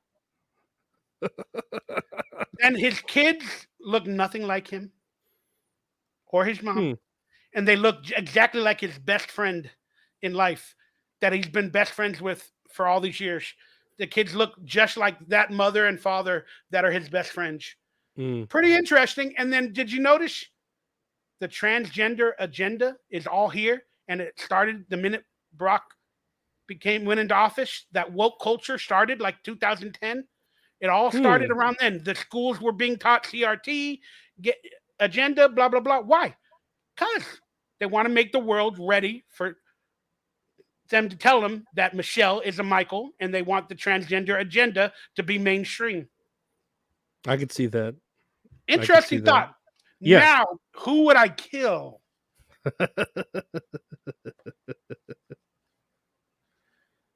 I guess just off the top of my head, somebody that annoys the heck out of me is like Sarah Silverman. Even though I met her and I thought she was a great person when I met her, she gave me some great advice. But um, what's that other comedian? The blonde comedian that Amy Schumer. there you go. That's the girl. Yeah. She Yeah, she's annoys the pretty. heck out of me. Yeah, she's pretty worthless. She's pretty fucking worthless. And then Chelsea Handler. She's getting annoying. I don't like the vibe I don't think she's funny. If that's supposed to be funny nowadays, like I don't think that's funny. It's just dirty. Like especially when I don't mind like a dirty joke here or there from a comedian or like oh I'm a fuck you or whatever my vagina, but like if that's all your humor is, like it's not gonna get you far. I don't think so. Correct. So I don't know. There's so many people, but I don't want to kill anybody. I'm not that type of person. But like, just that's why I distance myself from people. We're never gonna get along. We're never gonna see eye to eye. We're never gonna be on the same plane. Whether they're correct, I'm correct. It's never gonna work. But man, turn off social media, turn off Twitter, turn off your news, and just delve into something that makes you happy. Like we were talking about Lorenzo, just delve into something that makes you happy. Yeah, that you could look forward to every day. And I honestly don't care if Chrissy Teigen dies. I really, she's a terrible person. It's documented We're everywhere all on. ordinary people. So she's just way to go. she's very much. I know you want people to live. I don't care if she perishes horribly. She deserves it. But yeah, thank you so much, Michael Ray There's Bauer, there's a for lot of controversy with her again recently, like on Twitters or this or that, and yeah, she's a bully. She's a piece of shit. aren't let's be honest, aren't most Hollywood people a piece of shit? Yeah, Or but just she's being like honest. proud of it. And then like there's some like okay, if you're a hot ass chick, okay, maybe you can bully me, but she's ugly. And that's with pounds of makeup on too, you know? But that's all about perception. I'm into whatever I'm into, guys or whatever if they're into ugly chicks. Maybe they like Chrissy Teigen. Can I was telling every girl on my Facebook or my Instagram, some amazing women or whatever that I talk to that are mothers or whatever, everybody writes them and tells them Happy Mother's Day, Happy Mother's Day. I kept writing Happy MILF Day, Happy MILF Day, Happy MILF Day. People got offended. Don't talk to me like that. Why? You're a MILF. You're a mom I'd It's like a to fuck. compliment. It's a I'm just compliment. being It honest. really You're a is. pretty hot little thing. I'm proud of you being a mother, and you're a mother I'd like to F. So you're a happy MILF Day. But it's funny how a couple of people got offended. Don't talk like that. No, I know, and I was hoping you would throw at me that Heidi Lucas might have OnlyFans, but that wasn't the case. So Isn't it funny how like sex sells? Let's be honest with you, sex sells. But oh yeah, from the dawn of time. God, we're Mm, getting into some really more topics that we could talk for hours. But sex is mainstream, and a, a career choice for young women nowadays is being a porn star or being a sexual performer or selling their body. It's literally accepted. It's Yeah, like kids used to grow up dreaming of being a nurse or a firefighter, like I was saying earlier. Now, literally, like, ooh, I want to go on YouTube. I want to create an OnlyFans. I want to do this. You're 14 years of age. yeah. Again, But it's that's why the pedophilia and all this stuff is so mainstream. The mhm. more it's talked about and the more it's observed as making money, and the more it's observed as you can make a lot of money, like the bad baby girl. The minute she turned like 17 or 18, she created an OnlyFans, made like $1 million in a week Mhm. or something. Like Mhm. all these little kids don't have no money. So guess what they want to do? They want to make an OnlyFans and they want to sell their body. It's insane. It's all becoming mainstream. And that's the Yeah. problem. That's the problem with Pride. Now that we got Pride coming up, again, I have no problems if you're lesbian, gay, transgender, whatever the damn thing is. But do you have to bring dildos to the parade? Do you have to bring sexual toys? Do you have to dress naked and dance Yeah. holding a dildo while the dildo squirts and say, I'm in Pride? Yeah. What does that do to our kids at a parade where kids can go? Yeah, it You're normalizes brainwashed. sex. It normalizes sexual Correct. acts that early in Correct. life. And yeah, And no, that shouldn't be normal. I wrote this, I guess, last year at the Pride time. I said, like, I don't believe in Pride. Like, I don't believe the way they're denouncing it or whatever, this and that. Then I had a bunch of, friends of mine that respect donkey lips or whatever. How dare you? I don't like you ever again. You're against gay people. No, I'm not. I'm against the sexualization and the bullshit parades that I see on TV. Why is that guy naked? Why is that girl naked? Why are they, having dildos and sexual toys? Why is Lady Gaga getting vomited on by somebody at the Pride Parade? Literally, there's video of Lady Gaga at a Pride Parade at an event later that night, all ages, and some girls puking on her Mhm. while she's half naked. What? Yeah, everything's so provocative. Like What does why this have to why do with you being proud to be gay? It has nothing to do with it. You no. like dick. Okay, I don't care. Yeah. It's Make a it's just sign for that says I attention. like D. Make a sign that says I like D. Okay? It's And then just the for little kids attention. won't know it. Mom, what does D mean? D means he likes candy, dragon candy. Okay, good. Dragon candy sounds badass. Again, and that's the problem. It does sound badass. Yeah, dragon candy sounds badass. But that's the problem now. Again, the transgendered and that community, uh, they just see it as an attack on them because they want to be that type of individual. But you have to conform to society norms. Yes, you can be transgender, but you can't brainwash kids to your sexuality at an early age. That's not normal in society, and it should never be accepted. And kids can be whoever they want. You're 3 years old. You can be a dinosaur. You can be a Mhm. dog. Uh, oh, what are your pronouns? What the hell is? He doesn't know what he is. She doesn't know what she is till they're at least 15, 14, Yeah. 16. Then they Mhm. start to question reality. Then you can talk about the genders and the pronouns, eh, but not when they're 8 years old, 5 years old. Let's have drag time story hour for 4-year-olds. Yeah. Let's No, show them in clown makeup. that's propaganda at its But that's what I like mean. But it offends. textbook textbook propaganda trying to It, yeah. but they take it as an attack on them. Yeah, Like I yeah, no, said, I they get it. don't understand that it's all the shit you do that we just want our kids to at least grow up till they're 15. Leave them alone for a little while. Let them realize they're gay every year. Maybe they find out they're gay at 10 years of age. Okay, that's fine. Then they're going to disappear. They're going to become sheltered to the world. They're afraid to come out till they're 14 or 15. I understand that. It's not correct, but that's the maturity of them finding out who they are. You have to let that happen. You can't just have a child and say, "Here's your options. You want to be a dog today? Hey, I respect that. Oh, what about tomorrow? Oh, you want to be a this? You want to be a that? Hey, I think you're gay. You need to wear this flag. I think you like men. Do you like men? You want to play with dolls? Fuck, relax. Let them choose. Yeah. Let Yeah. them choose. But they're Just presenting the options to them. yeah, but teach them just the basic how to Correct. read, how to write. Correct. That's it. You know what I mean?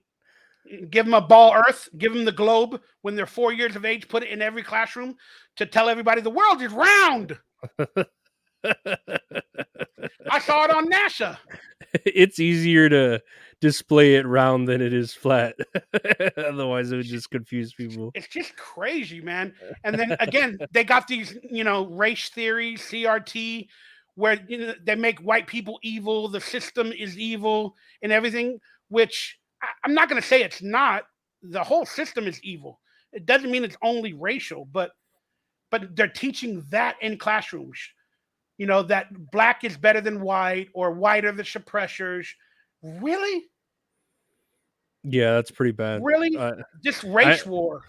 Yeah, they're trying to put the poor against the poor, while the rich people, and they could be from these societies we talked about, just watch us and laugh like while we fight our own wars against each other, and they you know, fucking be right in front of us, just fucking make more money and do whatever they fucking want to do, take our rights away, or It's fucking do. like, again, it's so deep, and I don't express everything well, but it's a race war. It's a division, the left and the right paradigm. It's control. It's power.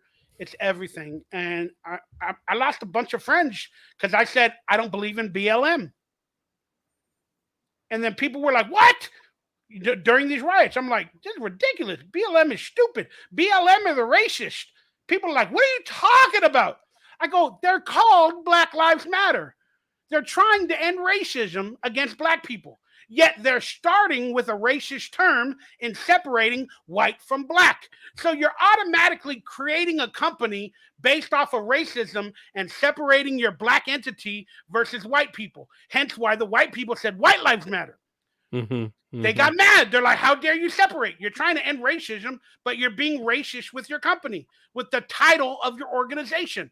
You're saying Black Lives Matter. All lives matter. How dare you? They don't trump Black lives because Black Lives matter more." Wait a second. Y'all are a racist company. I believe in the movement. I understand the movement. We want to end racism. We want to create a better society for all people of all ethnicities, all origins. But you created a company and you solely took away black from white and said, "You guys matter. Basically, nobody else possibly matters." And you're getting money from it. Eh, Huh? You can't end racism with racism. You can't end racism with racism. But then that goes to show you they don't want it to end, because then their profits are fucking gonna go away too. It's the whole idea, like, not curing cancer, because that's a good money maker, the chemo and all that, you know. Well, The money, I'm just yeah.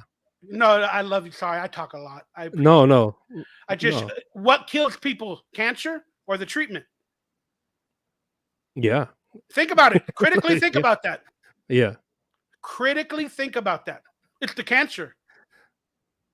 No. Has cancer ever been proven that it kills them? Or is it the treatment?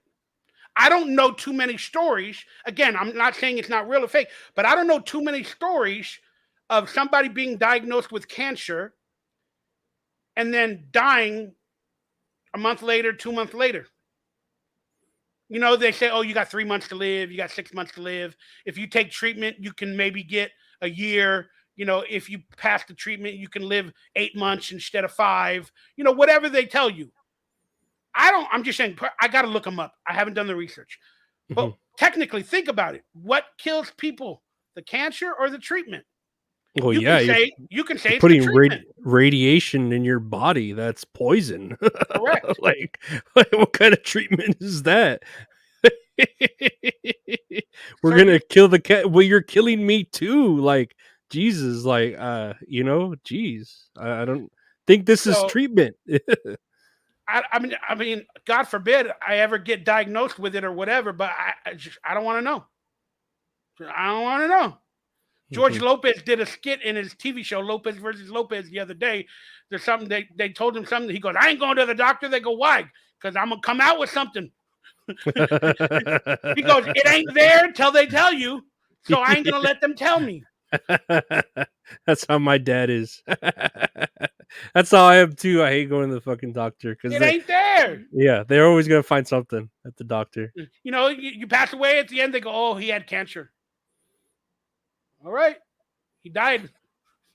How long did he have? He was never diagnosed. Maybe he lived for 8 years with it, 10 years with it, 20 years with it. Who knows? He was Yeah, never diagnosed. So did the cancer kill him? Maybe. yeah. Maybe his body shut down. His heart. He had a cancerous tumor or whatever in his body, and he was diagnosed with cancer after he already died, but he was never diagnosed with it. So how long did he literally live with it? Well, nobody knows. But for sure, a doctor says, "Hey, you got cancer. We're gonna start you on treatment." You start doing treatment, you're dead a month later. All the radiation in your body. He died from cancer. No, he didn't. He died from the Hmm. treatment. That pumping of the poison. Hey, here's the bill. That's what I'm trying to say. So it's a good question. Does the cancer kill you or the treatment?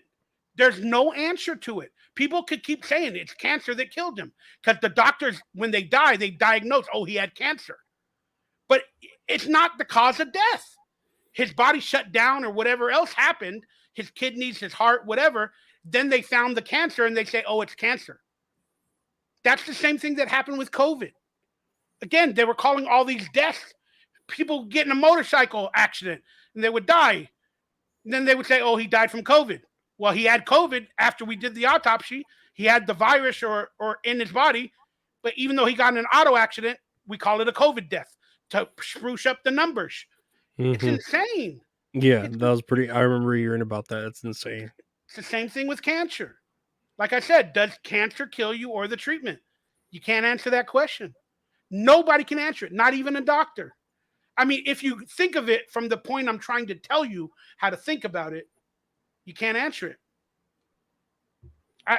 Again, people will say, well, scientists know that the cancer leads to the blood disease. You know, if you leave the cancer in your body, it leads to a blood disease. Then the blood disease, shuts down your liver or your heart or your head or your heart, so therefore cancer led to the death. But cancer didn't kill them. Yeah, Do you it just understand? yeah, it's a cause or a symptom. I don't know, but it's not like what did it. Something else did it. Yeah, that's the critical thinking that people have to do behind every subject. And they Hmm. don't tend to do that. So that's like the lawyer with George Floyd stuff and all that. When they put his knee on his neck and everything, he had drugs in his system. And he did so much drugs and he had so much in his system that 98% of the people in his body weight and range, their heart would have stopped as well and died from it. Like 90% of the people. But Hmm. then they say, he died because of suffocation, because of the knee on the back, on his back or his neck or whatever. Hmm. They say that's why he died. No, it's not. It's not. His body stopped the breathing because he was on so many drugs. His heart wasn't functioning properly. He couldn't get the oxygen because his heart was beating. Then on top of that, then there's an exterior event on top of the drugs where a little bit of pressure was put on his neck to breathe. So Hmm. therefore, two things killed him. Not only one, it could have Hmm. been two. And he might have even died with just the drugs a few hours later. You know, so but people always say it's because of the cops. It's because of the cops. You can't prove that. The drugs might Yeah, have killed him a couple hours later. So the cops didn't really kill him, but they added to the affections that killed him or took his life. You yeah, get it? yeah. It was a stressor that caused it. It could have Yeah. caused it. That there's no. Yeah, And, yeah. and you know, but again, I'm not saying that they didn't murder him. They did bad policing. I get it. I understand all that stuff. Again, he was a porn star, and the guy that put his neck a foot on his neck or whatever, they used to work together at a bar. And then the guy's a porn star. He did a lot of drugs, and he also wanted to be an actor. I'm not saying it's fake. It's not. I don't know. You guys can look into that. Whatever. But I love that stuff. But long story short, people don't want to think like that. They don't want to think about all the procedures. Hmm. Like with that Daniel Penny, the guy that got suffocated on the subway. Hmm. Uh, I mean, that guy looks like a CIA agent. The white guy. I'm gonna be honest with you. He's got curly blonde hair, like he's a surfer in New York. Come on, I don't know. Whatever. Former Marine. He's a former Marine, and they're all in black. But he's the only one in tan. There's three people on that body, and he's the only one that choking the other. They look like they were planted. I'm just saying that's from my view. They look like they were planted. Then on top Yeah, of that, it's just I ain't even people. look into that. I just am seeing like the race battle where it's like, oh, uh he was defending himself or defending the people in the subway, and it's like, okay, but he killed this black person. It's like, yeah, but look how bad this black person was, like he was already it was like the state's fault or where was the family? Like the family starts coming out of nowhere saying, "Oh, we loved him, this and that," but he was homeless and he lived on the subway or whatever. Like, I don't know, Well, like, and then he yeah, wasn't a good person. but again, that shouldn't matter.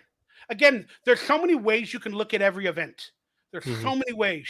Whether he was justified in supposedly protecting the other people, whether he wasn't justified, was it racist crime? They have all these things of division to divide us. So now we're all Hmm. fighting about white, black, whether he was justified, whether he was protecting people, and we're all missing the bigger picture. Again, is it real? Could it have been staged? Do people give them their lives up? Did he really die? Whatever. Again, I don't know. I just ask questions. But Yeah. you gotta think about this. They want to get rid of vigilantism. They want to get rid of that. They don't want us protecting ourselves. That's why they try to get rid of guns. That's why they try to stop us from acting like a police officer doing a citizen's crime. They're trying to defund the police. Why? So they can bring in another organization, another Homeland Security, another organization or something like that. Like what is happening? The towns are not being policed. The police are being Chinese. Now all these people are questioning whether a citizen has the right to put somebody in a chokehold in what he thinks is protecting other people from a possible mental or crazy individual. Now Hmm. people are saying that guy murdered him. Then the other people are saying no, he protected people. Again, both sides of the coin, but nobody's seeing the coin. Yeah. Yeah. Why is all of this happening? What rules are they going to get rid of? If we can't even protect ourselves in our home, do you know there was a guy where a guy barged into this guy's home in New York, barged into his home in the middle of the night, went into his home, and then he found him in his daughter's room, pulled out the gun. Then the guy jumped out the window and he shot him while he was outside the window running. Mhm. He died, but he landed on the street. The homeowner was charged with murder and he's in jail for life. See, that's a bunch of horse shit. That's Mhm. why I like that I live in Texas where it's more of the castle Exactly. law. Yeah. That goes back to why, again, with these shootings, and they want to keep making more mandates for guns, and everything's with an AK. Oh, every shooter has an AK-47, an assault rifle, and they always have a shotgun and other things in their car. Oh, they had 5 guns in their car. They had 100 rounds of ammunition. They had an AK-47, a shotgun, this and that. Huh? But yet they killed themselves within 10 minutes or 5 minutes. Hey, the shooter shot himself. Or when the cops arrived, he was dead. Wait a second. Mhm. Why'd you put 10 guns in the car? Why'd you put, barrels and rounds and magazines? If he's going out to kill people, he's gonna shoot everybody, go back to his car, get some more ammo, and go back again, shoot the cops, whoever's there. He's not just gonna go, okay, I'm done. I got more ammo in the car, but I'm done. I got caught. The cops are here. I see a car. I'm done. Ridiculous. Ridiculous. It makes no sense. Makes no Yeah. sense. Oh Yeah. my god, I'm done. We're done. I'm having too good of a time, man. Well, no, we'll definitely have to do it again, man. I appreciate all the time I've spent with you. It's been great, man. Like, Appreciate, brother. Thank yeah, you yeah. for letting me talk a lot, letting me get out of my funk, and just be me. And I appreciate it. And for anybody that actually watches this 4 hour episode, I love you. Thank you. And I hope I didn't offend you all too much. And I hope you just question everything and come to whatever conclusions you want on your own Yeah, without and without being mad at the other person. take every day one at a day at a time cuz that's all we could do. I always have something to look forward to. Like the next episode of this podcast. It'll keep you going, But yeah, you get a cameo from Michael Ray Bauer, what cameo.com/ donkey lips. Just search Michael Ray Bauer on Google or Cameo or Donkey Lips on Google, whatever. You'll find me. Yeah, and I'll I'm out there somewhere, brother.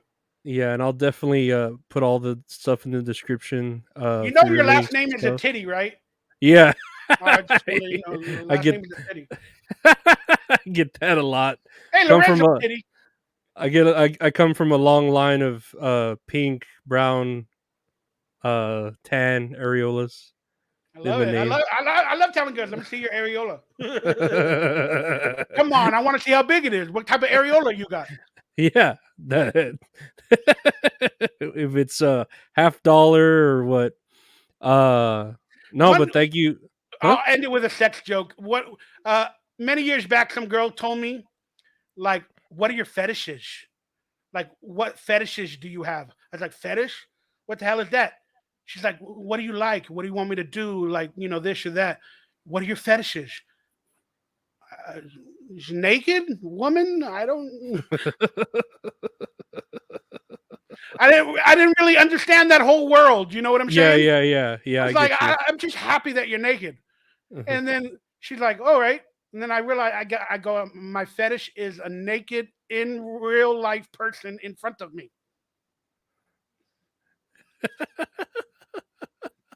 Of course, I learned on later in life that I have things that I enjoy more than others, Oh you know. yeah, But for the life of me, I didn't know what fetishes were.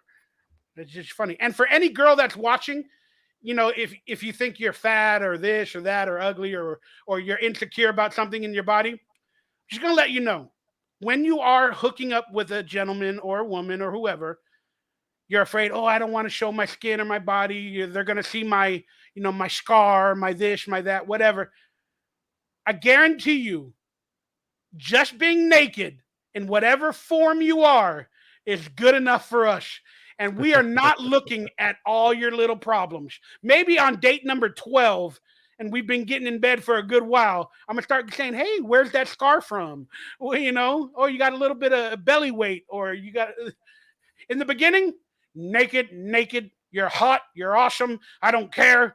Show me the areola, let's do this. That's what it's like. So let go your insecurities, or we're as insecure as you are. Just remember that. yes, this is true. We're all human. But again, thank you so much, man, for all your time. It's been Thank you. a blast. It's been fun. Hope to do another conversation with you again. And yeah, we'll definitely keep in touch, man. I appreciate it. I appreciate Lorenzo. I appreciate that. That's All Funny podcast. I wish you nothing but success. I promise we will talk on social media here and there. And if you ever have a spot and you need me and you're able to bring me on, I'll definitely do it. And I had a really good time. Thank you. Yeah, man. Same here. We'll definitely be doing something again later on. But thanks again for your time. It was a blast. And yeah, this is the longest I've ever gone for a podcast, and it was a lot of We, fun.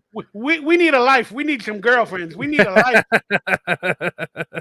We both need a But life. yeah, no. But thank you so much, and thank everyone for listening. Take care. That's Michael Ray Bauer. Thank you.